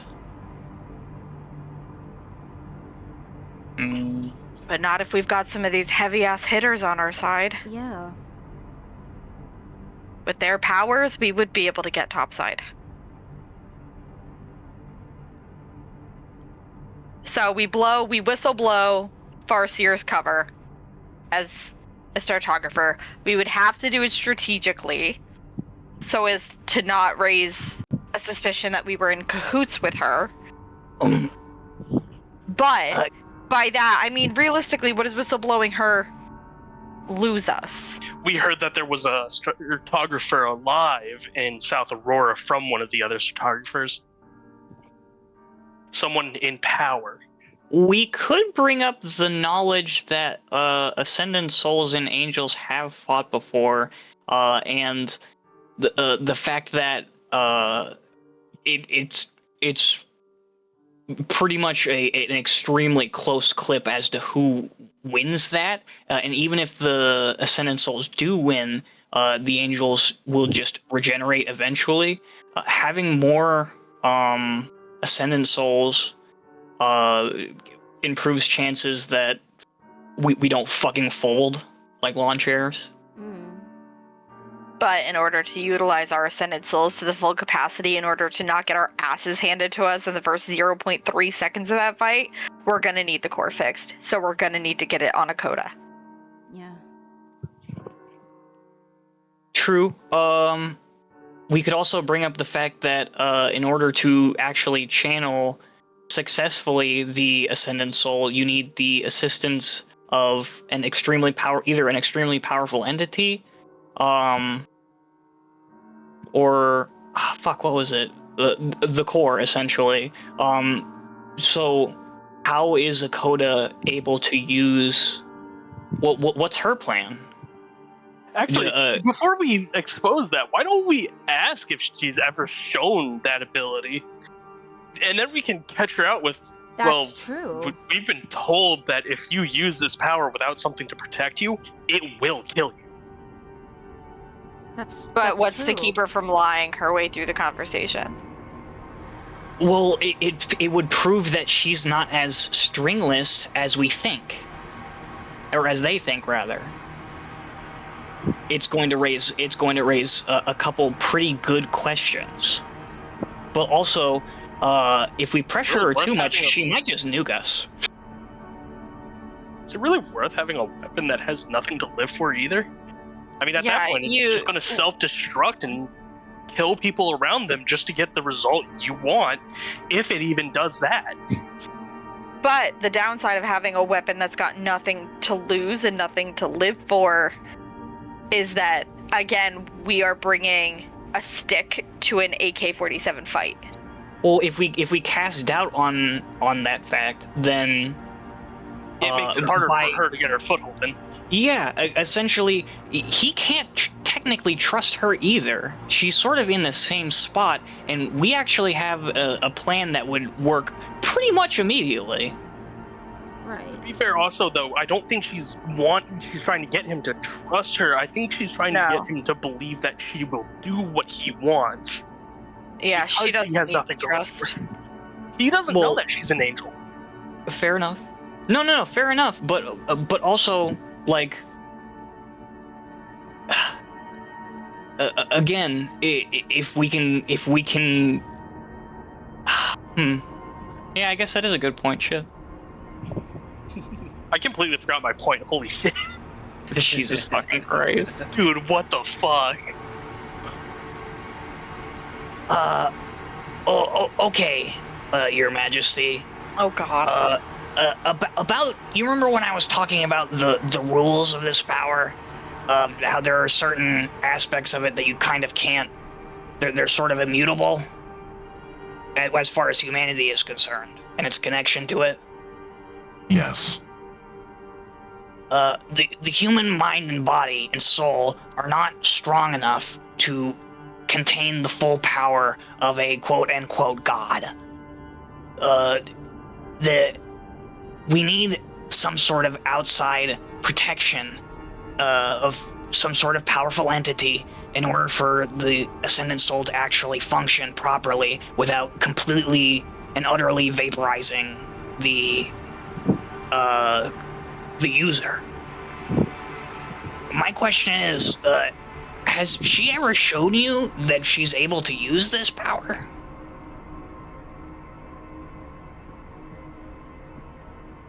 He looks over and back to you. She has proven that she does possess this power the same as you. She has also stated just as clearly that if she were to use this power in full, unrestricted, she would die. Is that right? She's not. Well, so, what's the plan if you do choose her? Like, you make your way to the pillar, create some sort of protection for her. You have a single Ascendant Soul, maybe if you can breach Highshire's defenses. What we're offering you is an immediate what we're offering you is an immediate out. Nobody else has to die. You don't have to be a butcher anymore, is what I'm saying. He doesn't care about feelings. No, I know. Well, he says he don't, but Whether or not that means anything to you is sort of irrelevant. What we're offering is essentially 5 super weapons at your beck and call, as opposed to a single Ascendant Soul against Atlas.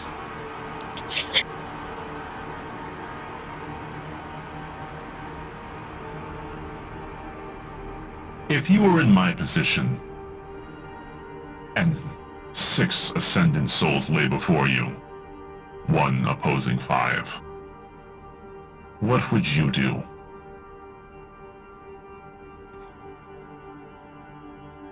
Well, knowing what I do, I don't think 1 would be enough. I really don't. The scope of what we're up against is just staggering. It's a planetary threat, a cosmic force older and more cruel than you can possibly imagine. We need understand what we're up against, Cobweb. And we understand that this may require more than 1 Ascendant Soul. Should we choose to humor the Inquisitor's death wish, we can gauge the power that you all wield through her sacrifice. And if it's not enough, there's nothing stopping me from coming back and using all of you later down the line. If there is a later. Wait. That's what you're not getting. By the time all is said and done, there will be no going back. There will be no redos.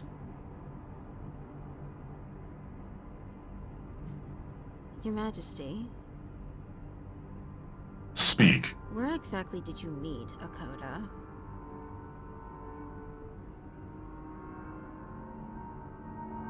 She had approached the authorities of Aurora South, openly displaying who she was and what she could do.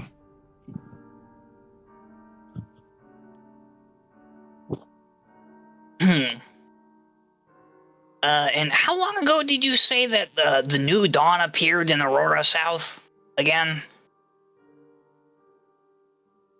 They have been a growing community, along with many others, since the arrival of the Omen. Right. And I'm assuming that since they have appeared, you've had the chance to question a couple, maybe? Have they... Words of unruly fanatics seeming to undermine my throne concern me little. Oh, that is a mistake. You see, they speak of voices, a voice. They say that Helios speaks to them with words. That is not how it works. Helios is not a being like you or me. It speaks through feelings, through It shows you. sensation. Images. I communed with Helios when I asked about King Leandros. Showed me the omen. I have communed directly with Helios as well. You have seen that I have a limited influence over it. For those who are strong enough, Ascendant Soul or not, this is our latent ability as human beings. So Voices knowing coming in the heads of fanatics, while fascinating, do not offer concrete insights. Well, don't you think it's just a little bit convenient? Not necessarily, given they have been growing a wedge in my people for many moons. Were you aware that they were trying to do something else? Such as?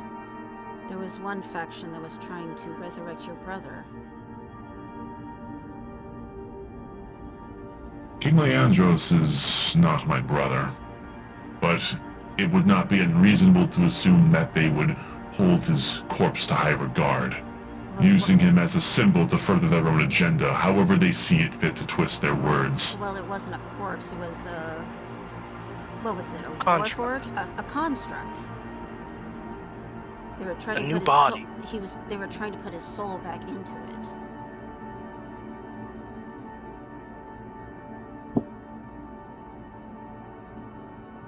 Out of character. Seems as Oh. aligned of actions as I would suspect from fanatical groups. We possess the true body of King Leandros. We assure you, it's quite safe. I neglect to understand how this is relevant to the discussion at hand. This group was in possession of a very powerful artifact that was needed to repair the cartographer core. They called it an auric fundamentum.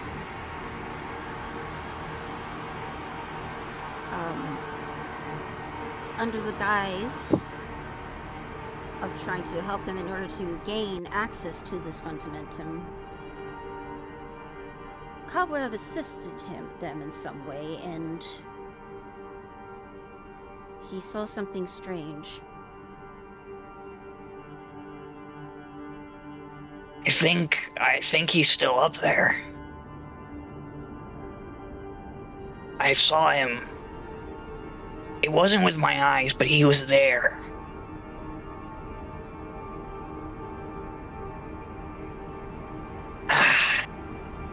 I understand what loss can do to a man, and I get where you're coming from. The cool, calculated monarch.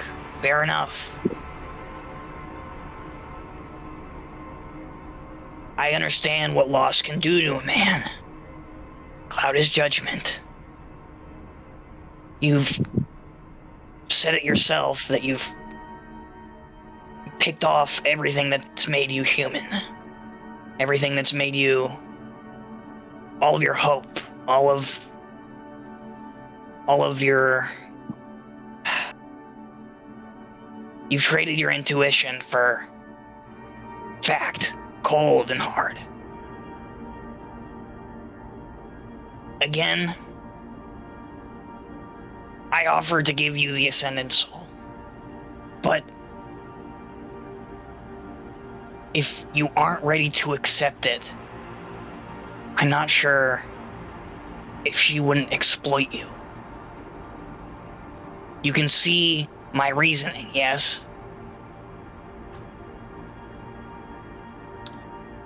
Sidonis gives a resigned sigh and takes a step, gazing towards the large window bearing Aurora's crest. And his hands are clasped behind the back.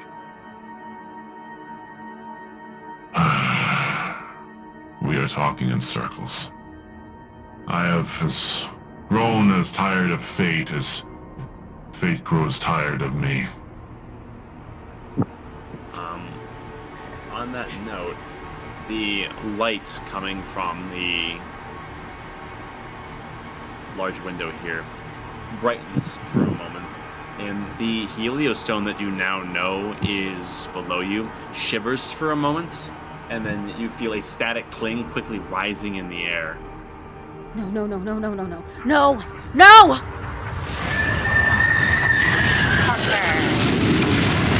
Like, Jackie tries to pull like a duck and cover, even though she knows it's not really gonna do anything. Everyone make dex saves with disadvantage because you are bound. Motherfucker. Let's see here. You +1 on a bitch. dream. Okay. It's an 11. Fuck. Oh, that's it. No, I'm Oh I'm yeah, tripping. that's nice. There it is. I'm fucked. Double two. Oh my god, the double Shit. 18. Oh my god. Fuck you guys. Oh yeah, cool. Yeah, that's nice. 6 and a fucking 22. Yeah. Fuck. That's a shame. Swear to God. Let's see. Okay. Oh, wait, this might give us what we need. Oh, who knows? Yeah. Like, if it fucks with everything. What if it doesn't fuck with the angels? Cosmic energy pulses throughout this place, and you see a distortion in the air as The DC was 17. Bond fails. Kraken fails. Sedona succeeds. Adira fails. Eritha. Yep. Wow. Yeah, everybody failed. Except Cobweb. Yeah, not me. Double 18, baby. Ooh, fuck you. The rest of the court is knocked off kilter. And for those who failed, you are kind of you're knocked prone while still in your restraints. Cowboy, you're the only one that managed to stiff that from the party. Wait a minute. And while this is happening, there is a static cling in the air that seems to disrupt the soft glow that was coming from the pylon. And for the brief moment, you all can feel this. Your absolution restraints have gone mundane. I look towards Akota. On God. Gotta get a hit in on her. You see that her head is towards the ground and her golden hair hangs, obfuscating her face. However, you see that the golden glow coming from her chest protects her, the same way that all of you have been protected, much the same.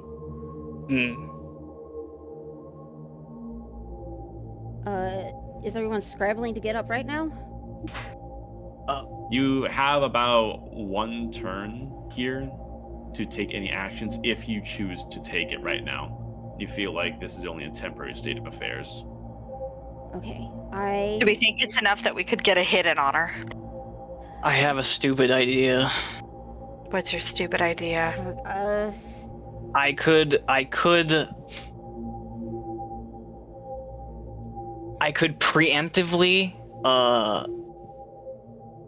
activate the Ascendant Soul for an absolute fuck ton of attacks. At least one has to fucking hit. Like if your not, full power? Well, yeah. Yeah, but then you're dead. Well, hold on. If touching her fixes the core, wouldn't it just protect him? Well, we don't know I mean, that. I'm not saying I wouldn't take permanent damage for sure. And if I miss, then yeah, fuck, I'm kind of fucked, but... I mean, I do have inspiration that I can give you. Yeah. Fuck. But isn't us attacking her it's gonna look bad to the king? That's why only one of us does it. I mean, not particularly. I don't think he knows we're enemies, so just going and just beating the hell out of the other person's not that weird. I mean, technically, if we hit her with the core... It'll expose her, won't it? Yeah, wouldn't it sort of expose her as an angelic influence? Beeman, would you mind reminding us what Fulcrum told us we had to do with did it just have to be contact, or did it have to be prolonged contact? It just has to make direct physical contact with the Angel of Death. We have a choice. Well, what is it to summon the core, by the way? It's a bonus action. A bonus action. How far away am I from Akota? Let me illustrate that. It's 30 feet. This feels moderately insane. This might be more different distance.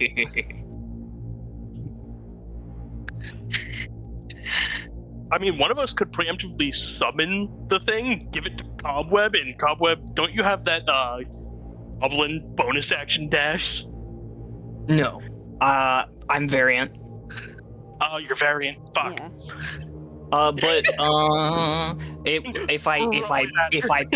If I popped Helios Judgment, it would give me 60 feet to my movement No, speed. I have a way of getting fucking 60 feet.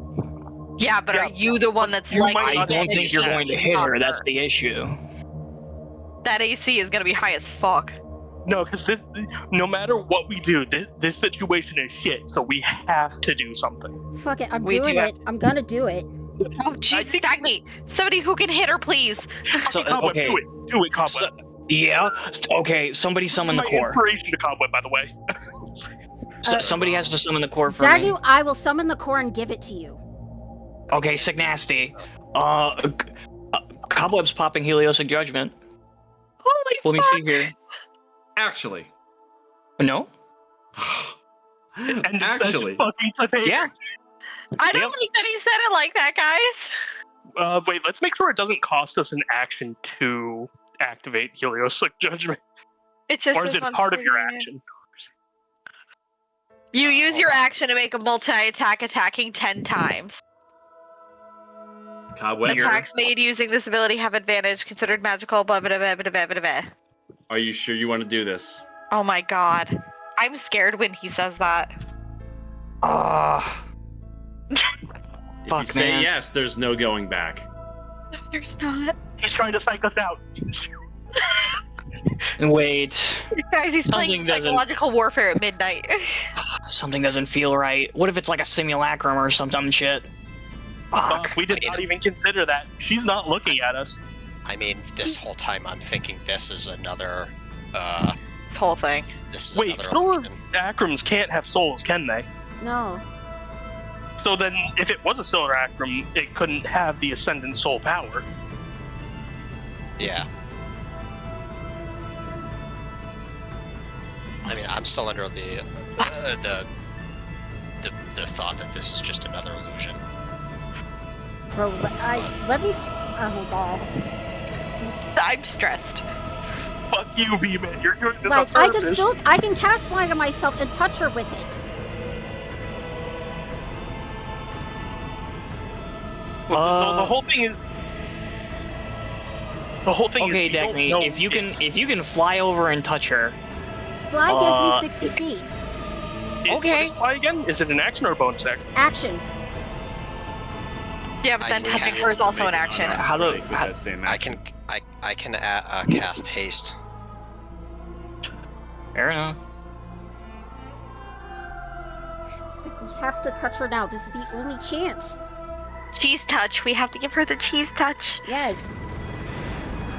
Yeah, I doubt my we God. have.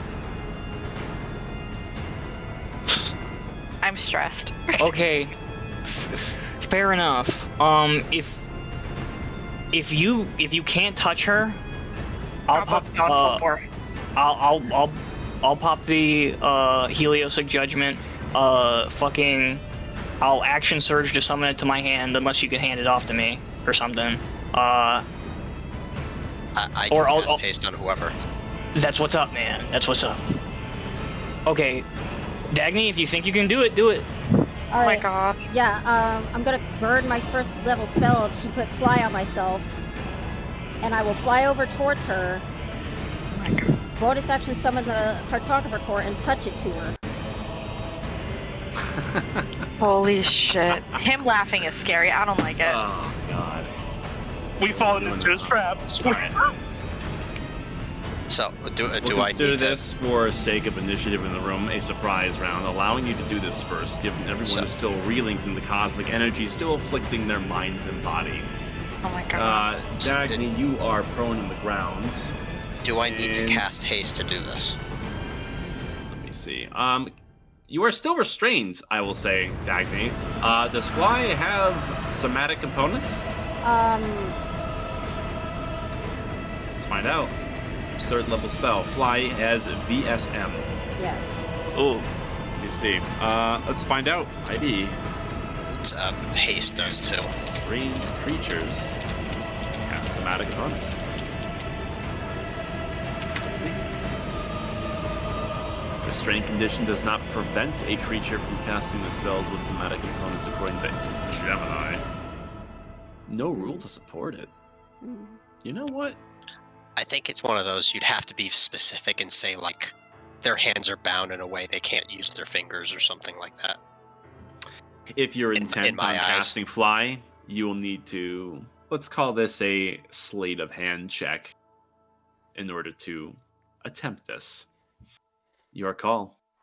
oh boy. Yeah, fuck it. We ball. Oh my god. Yes! Quickly surpassing the restraints and using your expertise as a wizard, you quickly catch to form. your hands. And as you feel the magic quake, the absolution restraints are being fizzled out thanks to cosmic energy, and so they do not prevent you from completing this. You use your action to cast Fly upon yourself, and you gain the fly speed. Right. Like standing up and then flying 30 feet because can prone. Bonus action cartographer core touch. Okay. Cheese You touch. summon the... Now, you understand that making an unarmed or like attack with the cartographer core to touch him, that is an attack that requires an action. So you'll have to wait to a secondary turn to do that. However, you are summoning the cartographer core to hand, and it's awkward with your hands still being bound behind you. You feel the broken energy surge from behind. A white-hot energy sears your hands as this is brought into your grasp, as you take 17 fire damage. I'm still up. Oh shit. Fair enough. I mean, so I'm gonna go back to what I've been trying to say. Could I cast haste on her?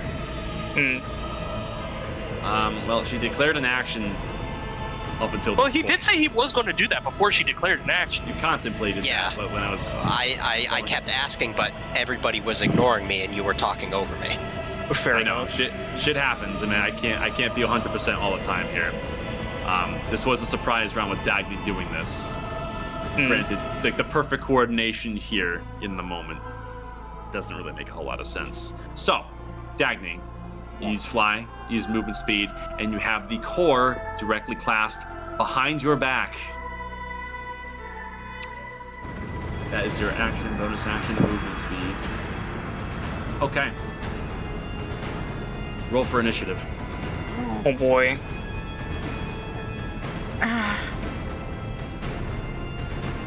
Oh, let's see here.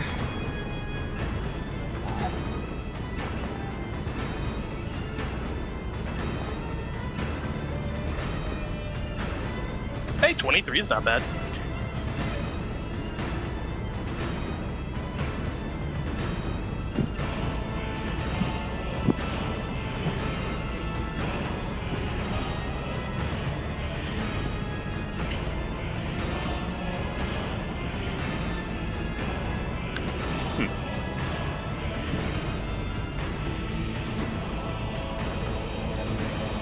Okay, so good news, we all go before her. Top of the initiative is Dagny. Your move. Oh, come on, girl. I'm turning around and I'm touching it to her. Make an improvised weapon attack with disadvantage. You are restrained. What would that be? Fucking. It's base strength.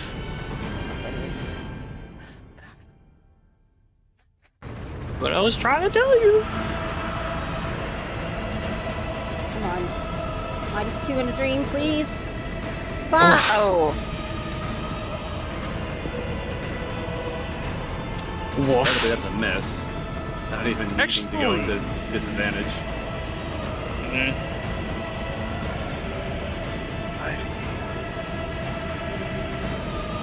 Wouldn't it be a straight rule? Because Koda's also restrained?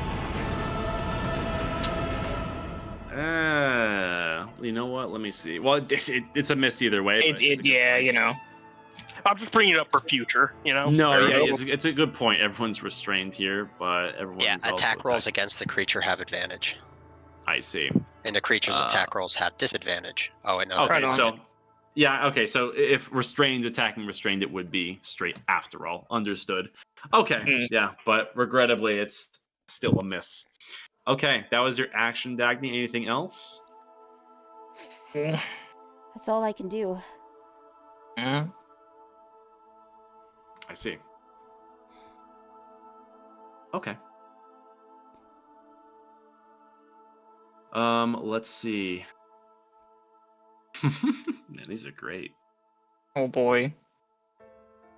Oh man, this is like Christmas. Holy Shit. Wow. Ugh. I don't know what to choose. Oh god, I'm like a little kid in a candy store. This is awesome. Yeah. I simply cannot decide. Okay. Screw it.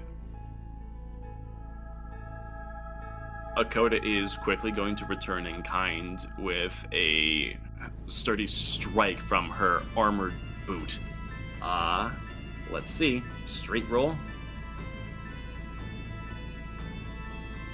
Yeah, that sounds about right. Oh. Shit on a shingle. Dagny, make a Constitution saving throw.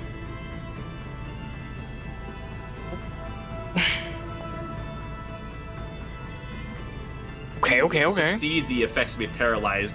However, a absolute gut kick, rather, straight to your stomach as you feel your bones crack almost with the ungodly power behind Akoda, and take the 16 bludgeoning damage And as she is. She groans in set to pain defend and she herself. collapses to the ground unconscious.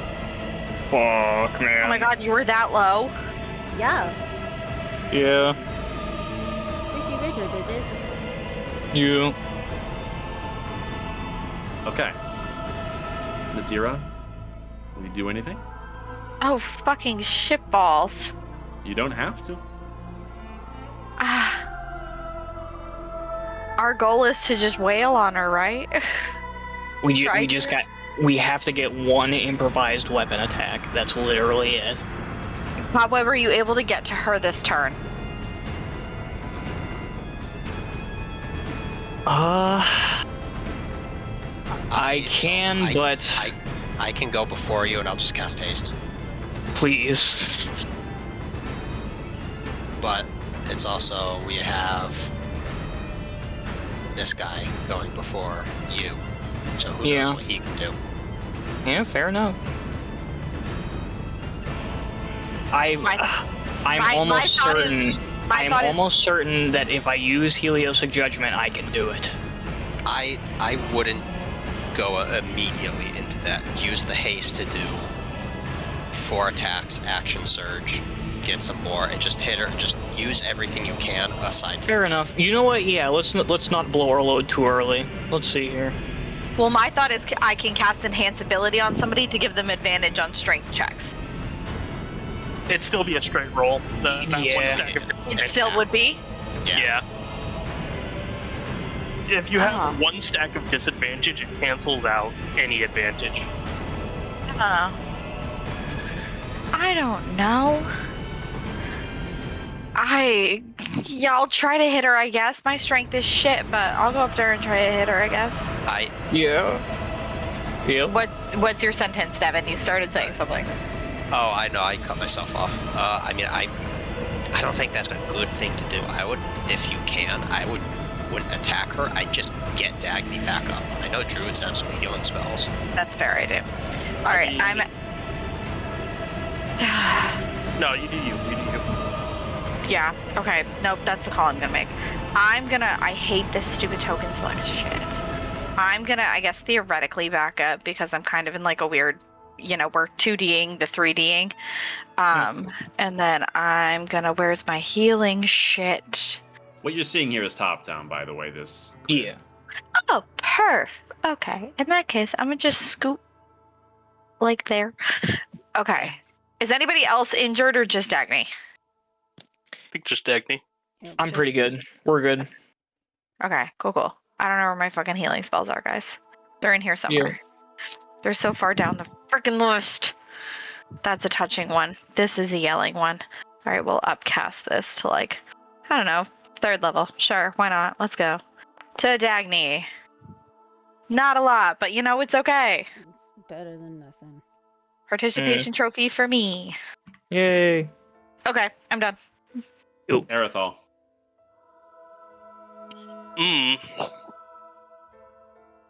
Cobweb. Yes. I'm going to scoot up to you, and I'm going to cast something. Yeah. Yeah. I'm casting that on Cobweb. Oh shit. Let's go. Ooh. Ooh. That's why I needed to get next to him. Yeah. Clap my hands, buddy. They had the sickest dap you ever seen in your life. It was so crisp it echoed. So I think, yeah, you can spend 5 feet of movement on your turn to escape from non-magical restraints, which the things are now considered, seeing as the cosmic energy, right? Yeah, if you wish to break out of your restraints, I mean, these functionally at the moment are like manacles. So I think that's... Yeah, this is just saying he won't have to expend an action to do so. He just can't do it. It's movement. Yeah, he uses movement instead of an action, basically. It's just 5 feet of movement, too. What, to stand up? No, freedom of movement to escape. Freedom of manacles. movement. The target can also spend 5 feet of movement to automatically escape from non-magical restraints, such as manacles or a creature that has it grappled. I see. Yeah, so yeah, given they're in their current state for this round, you would be able to slip out of your restraints. Right on. Alright, I use 10 feet. No, wait. So 15 to get up, 10 to move there. Good luck, Cobweb. Good luck, he says. Fuck. Okay. At the end of your go, Fucking get shot. Oh, bitch. No shit. Yeah. Your image. Okay. Fair enough. Go. Let's see. Let's mark that with like one of these. Sure. Doesn't base movement also increase with haste? Doubles. Yes. Ooh. That was like it was 2-pronged, but you kind of, boosted it. Yeah. Here. Bracken? Yeah, where did haste go? I'm casting haste on Cobweb, so. Okay. Here. Where? If I can find it. Again, I don't know why it disappeared. This is bullshit. There has to be a search function. There is. Oh, this is so perfect because I realized Cobweb's not lying down either. He's got that full movement. Here. Yeah, Bracken looks over at Cobweb and just whistles and just goes, go get her. Fucking crypto whistle. Yeah. So you have +2 to your AC, advantage on dex saves, and a bunch of other shit. Yeah, water. Sounds pretty good. Okay. So, theoretically, I think you can attack. Bracken, is that it for you? Yeah. Because he can't, he's just gonna kind of wait there. That brings us to the crowd of high Auroran custodians who were at Sentry. Well, this ain't no good. They're gonna move. Okay. These guys move in position. Protect the king. Fair enough. Oh shit. Okay.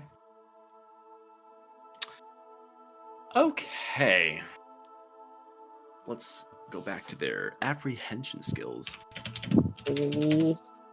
Nice.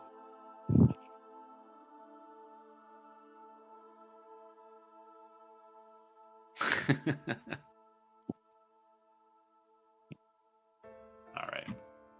Let me check their abilities real quick, just so we're doing this intelligently.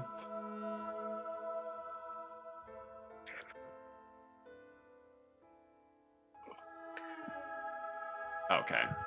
They're not stupid, and they see that one group is attacking the other. So this one here is going to cast this. Brawl in the courtroom. Brawl in the courtroom. Oh shit. Come on.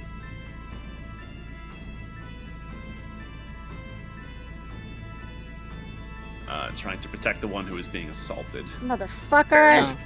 Yeah, it's fine. It's fine. We got this. Probably not like.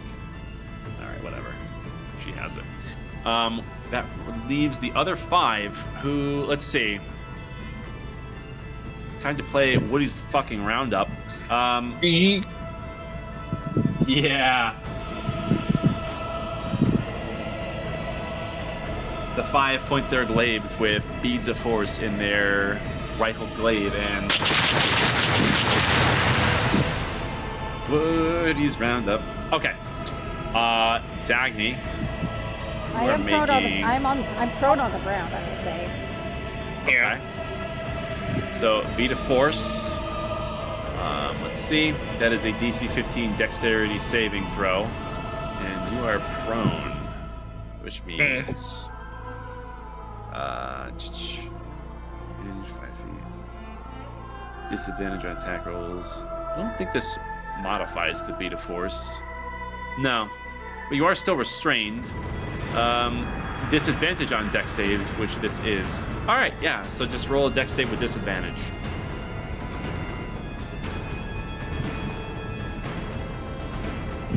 Okay.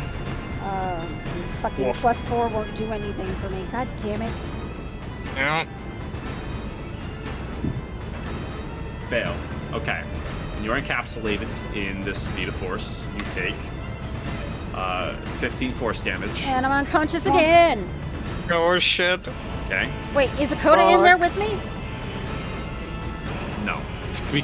They're not stupid. They're not going to do that. Oh my God. Fuck these guys. Yeah. Fair enough. There's other ones coming towards other members of the party. Let's see. 2, 3, 4. Hey, there's one for each party member. That's sick. Okay. Hot damn. Yeah. So 6. 1, 2, 3, 4. Yeah. So everyone else make dex saves. I was gonna ask you auto-fail mine to help Cobweb, but he already has advantage. Yeah, we're good. Advantage. You're good, dude. Yeah, if you're still in restraints, reminder you have disadvantage. Cobweb, you haven't escaped your restraints yet, but what does that freedom of movement do? Does that give you any advantage on dex saves? Yeah, so it's flat. He can't be restrained or paralyzed. Because you're already restrained. You haven't gotten out of that yet, is my point. Yeah, but haste gives him advantage on dex saving throws. Okay. It'd be a Nice. straight roll for me. So it's flat. Oh, fuck me, man. Damn. I don't even need to roll at disadvantage. Yeah, My just life is roll a a flat disadvantage. cobweb. Here. Oh, look at that, man. Look at that. That's insane. Here. That's insane. It's all coming together. Beat of force DC is 15. Yo. Okay. For everyone else that failed, let's see, Erithal, Kraken, and Nadira, you are all taking 15 force damage as these timeout bubbles are manifested. They are trying to individually package you guys. Oh For shit. goodness sake. Wow. Okay. That's their go. Shit. Everybody's fucking apprehended except for Cobweb. My God. Okay. Come on, Cobweb. Cobweb. Check one last thing. Cobweb. Guys, I think I might have to go beyond for this one. +2 AC and also a chance that the attacks just straight up don't hit. Without You have advantage against her because she's restrained. Yes. You're right, but my need issue to is there's a chance that at least 2 of these whiff just automatically. So you can deal 6. You can make 6 attacks. Yes. You have to. I mean, even with what was it? I mean, with the bonus action, he could activate Heliosic Judgment, the bonus action. Mm-hmm. And that would bring it up to straight up 30 attacks. Fucking. Excuse me. But I'd double check Well- with B-Man on that. yeah. Well, What are we isn't talking about here? it what is it called? Heliosic Judgment, the action for 10 attacks, unless that's once per turn. That volley of attacks is not susceptible to modifiers. Fair enough. Heliosic Judgment is flat. It's your character, Betty, if you want to do it. Cobweb's alignment changes immediately. Heroic sacrifice. Yeah, fuck it. Cobweb, go beyond. I'm going to pop Heliosic Judgment. Yeah, we're going all in on this one. Whatever gets this. We're too far in. 12:30. Yeah. If this doesn't do it, I don't know what will. Oh my god. Bear with me for a moment, please. You know.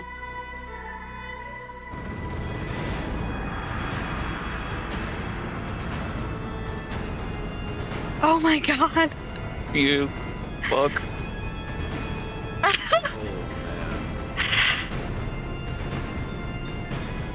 Okay. Oh my god. Cobweb, you reach within your ascendant soul, and all doubt you have about yourself is lost. You feel this power well up and take your form like you have never, ever felt before. The power in the room makes the remnant cosmic energy dissipate, and you glow with an intense, godly radiance. All eyes are on you, and even the eyes of Akoda seem to widen, the whites of her eyes intensifying as you activate Heliosic Judgment, and you flare with the righteous fury of all that depend on you.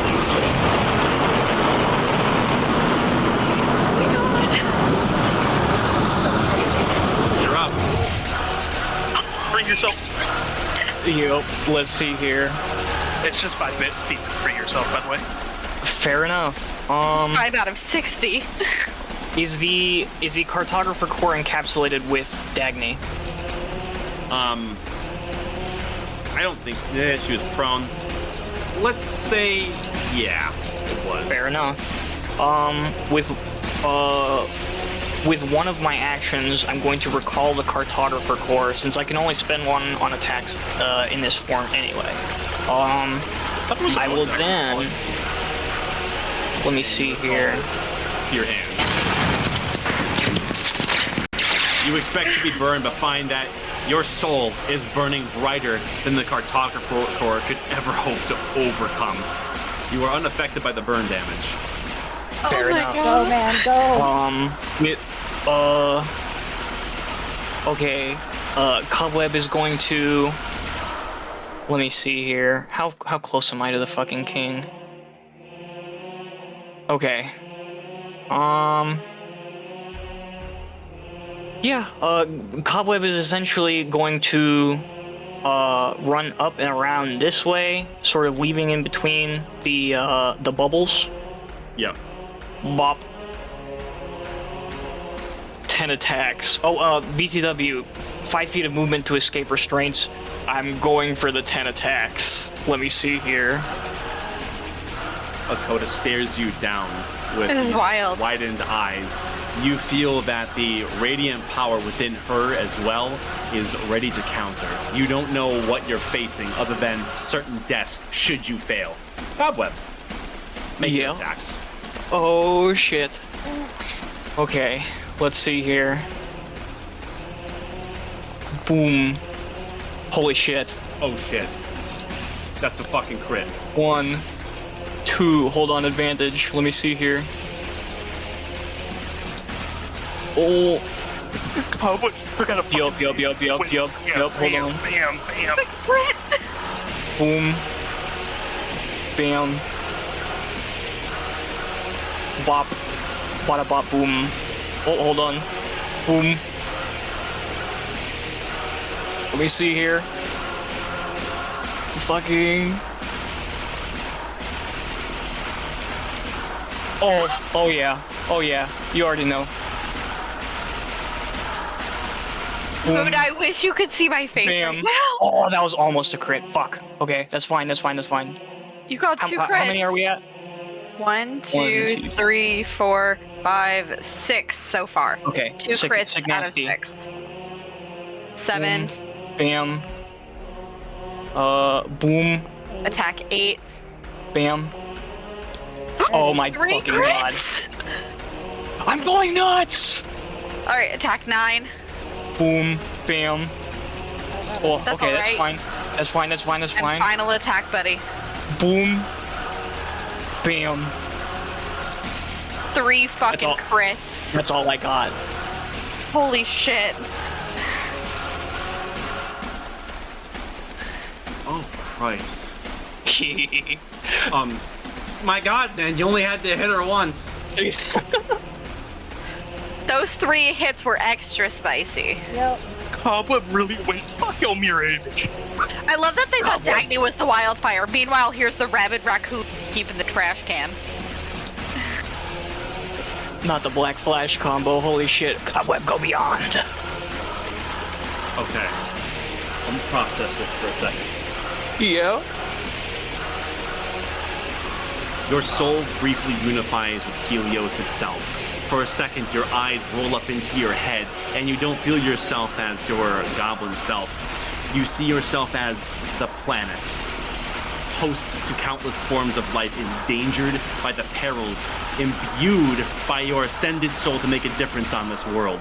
And with it pulsing through your body, with blinding speed weaving around your encapsulated friends, you strike through with the Angel of Death. With 10 attacks and the broken, searing cartographer core in hand, it contacts her dead on with the very first strike for a crit. Oh shit. Even now, you can tell she Sight. was not prepared for something like this. And as that cartographer core greets her form, there is a sudden pulse as time-space stops on contact, ripples, and explodes. Oh my god! Sending her reeling back. Bye, bitch! God, it's so That's fucking such a deep. funny- That's such a funny, like, thing. Just fucking... Cobweb, that was amazing. Cobweb, you drop to your knees and you feel as if this body of yours, now spewing radiance throughout the court, as these waves wash over everyone, you feel as if the quaking is going to collapse the court in its entirety. However, you look to the core and you see that it is countering this destructive force which would endanger the lives of everyone in here. And before long, it is automatically resummoned to hand, and this ascendant energy siphoned from the Angel of Death comes to form. And allow me to show you. Oh shit. The core Upgrade. changes as it is fully realized thanks to your heroism. You did it! Let's fucking go! This doesn't solve all our problems, but we're getting there. Soulbound creatures Are who do some of the protected from forward- death? Yes! Oh shit, okay. Creature must succeed a DC 14 con saving throw at the end of each of their turns, DC increasing by 2 each subsequent turn. On a failure, the effects end. The user gains 3 levels of exhaustion and falls unconscious until the end of their next turn. Given So- you did not have the initial protection, you feel this ascendance burst out, shakes the core, shakes this courtroom. Everyone is rattled in their skulls, and all 5 of the ascendants can feel a certain pulse in their chest, as if it has been gripped by heliostone. And this shockwave goes out and shatters the mural of the Auroran symbol. As everyone with this unique circumstances falls unconscious for 1 round. In the time that it takes for everyone to come to grips, Archmage Ragni, Sidonis himself, the Farseer, and the rest of his detail quickly do their work to detain the party.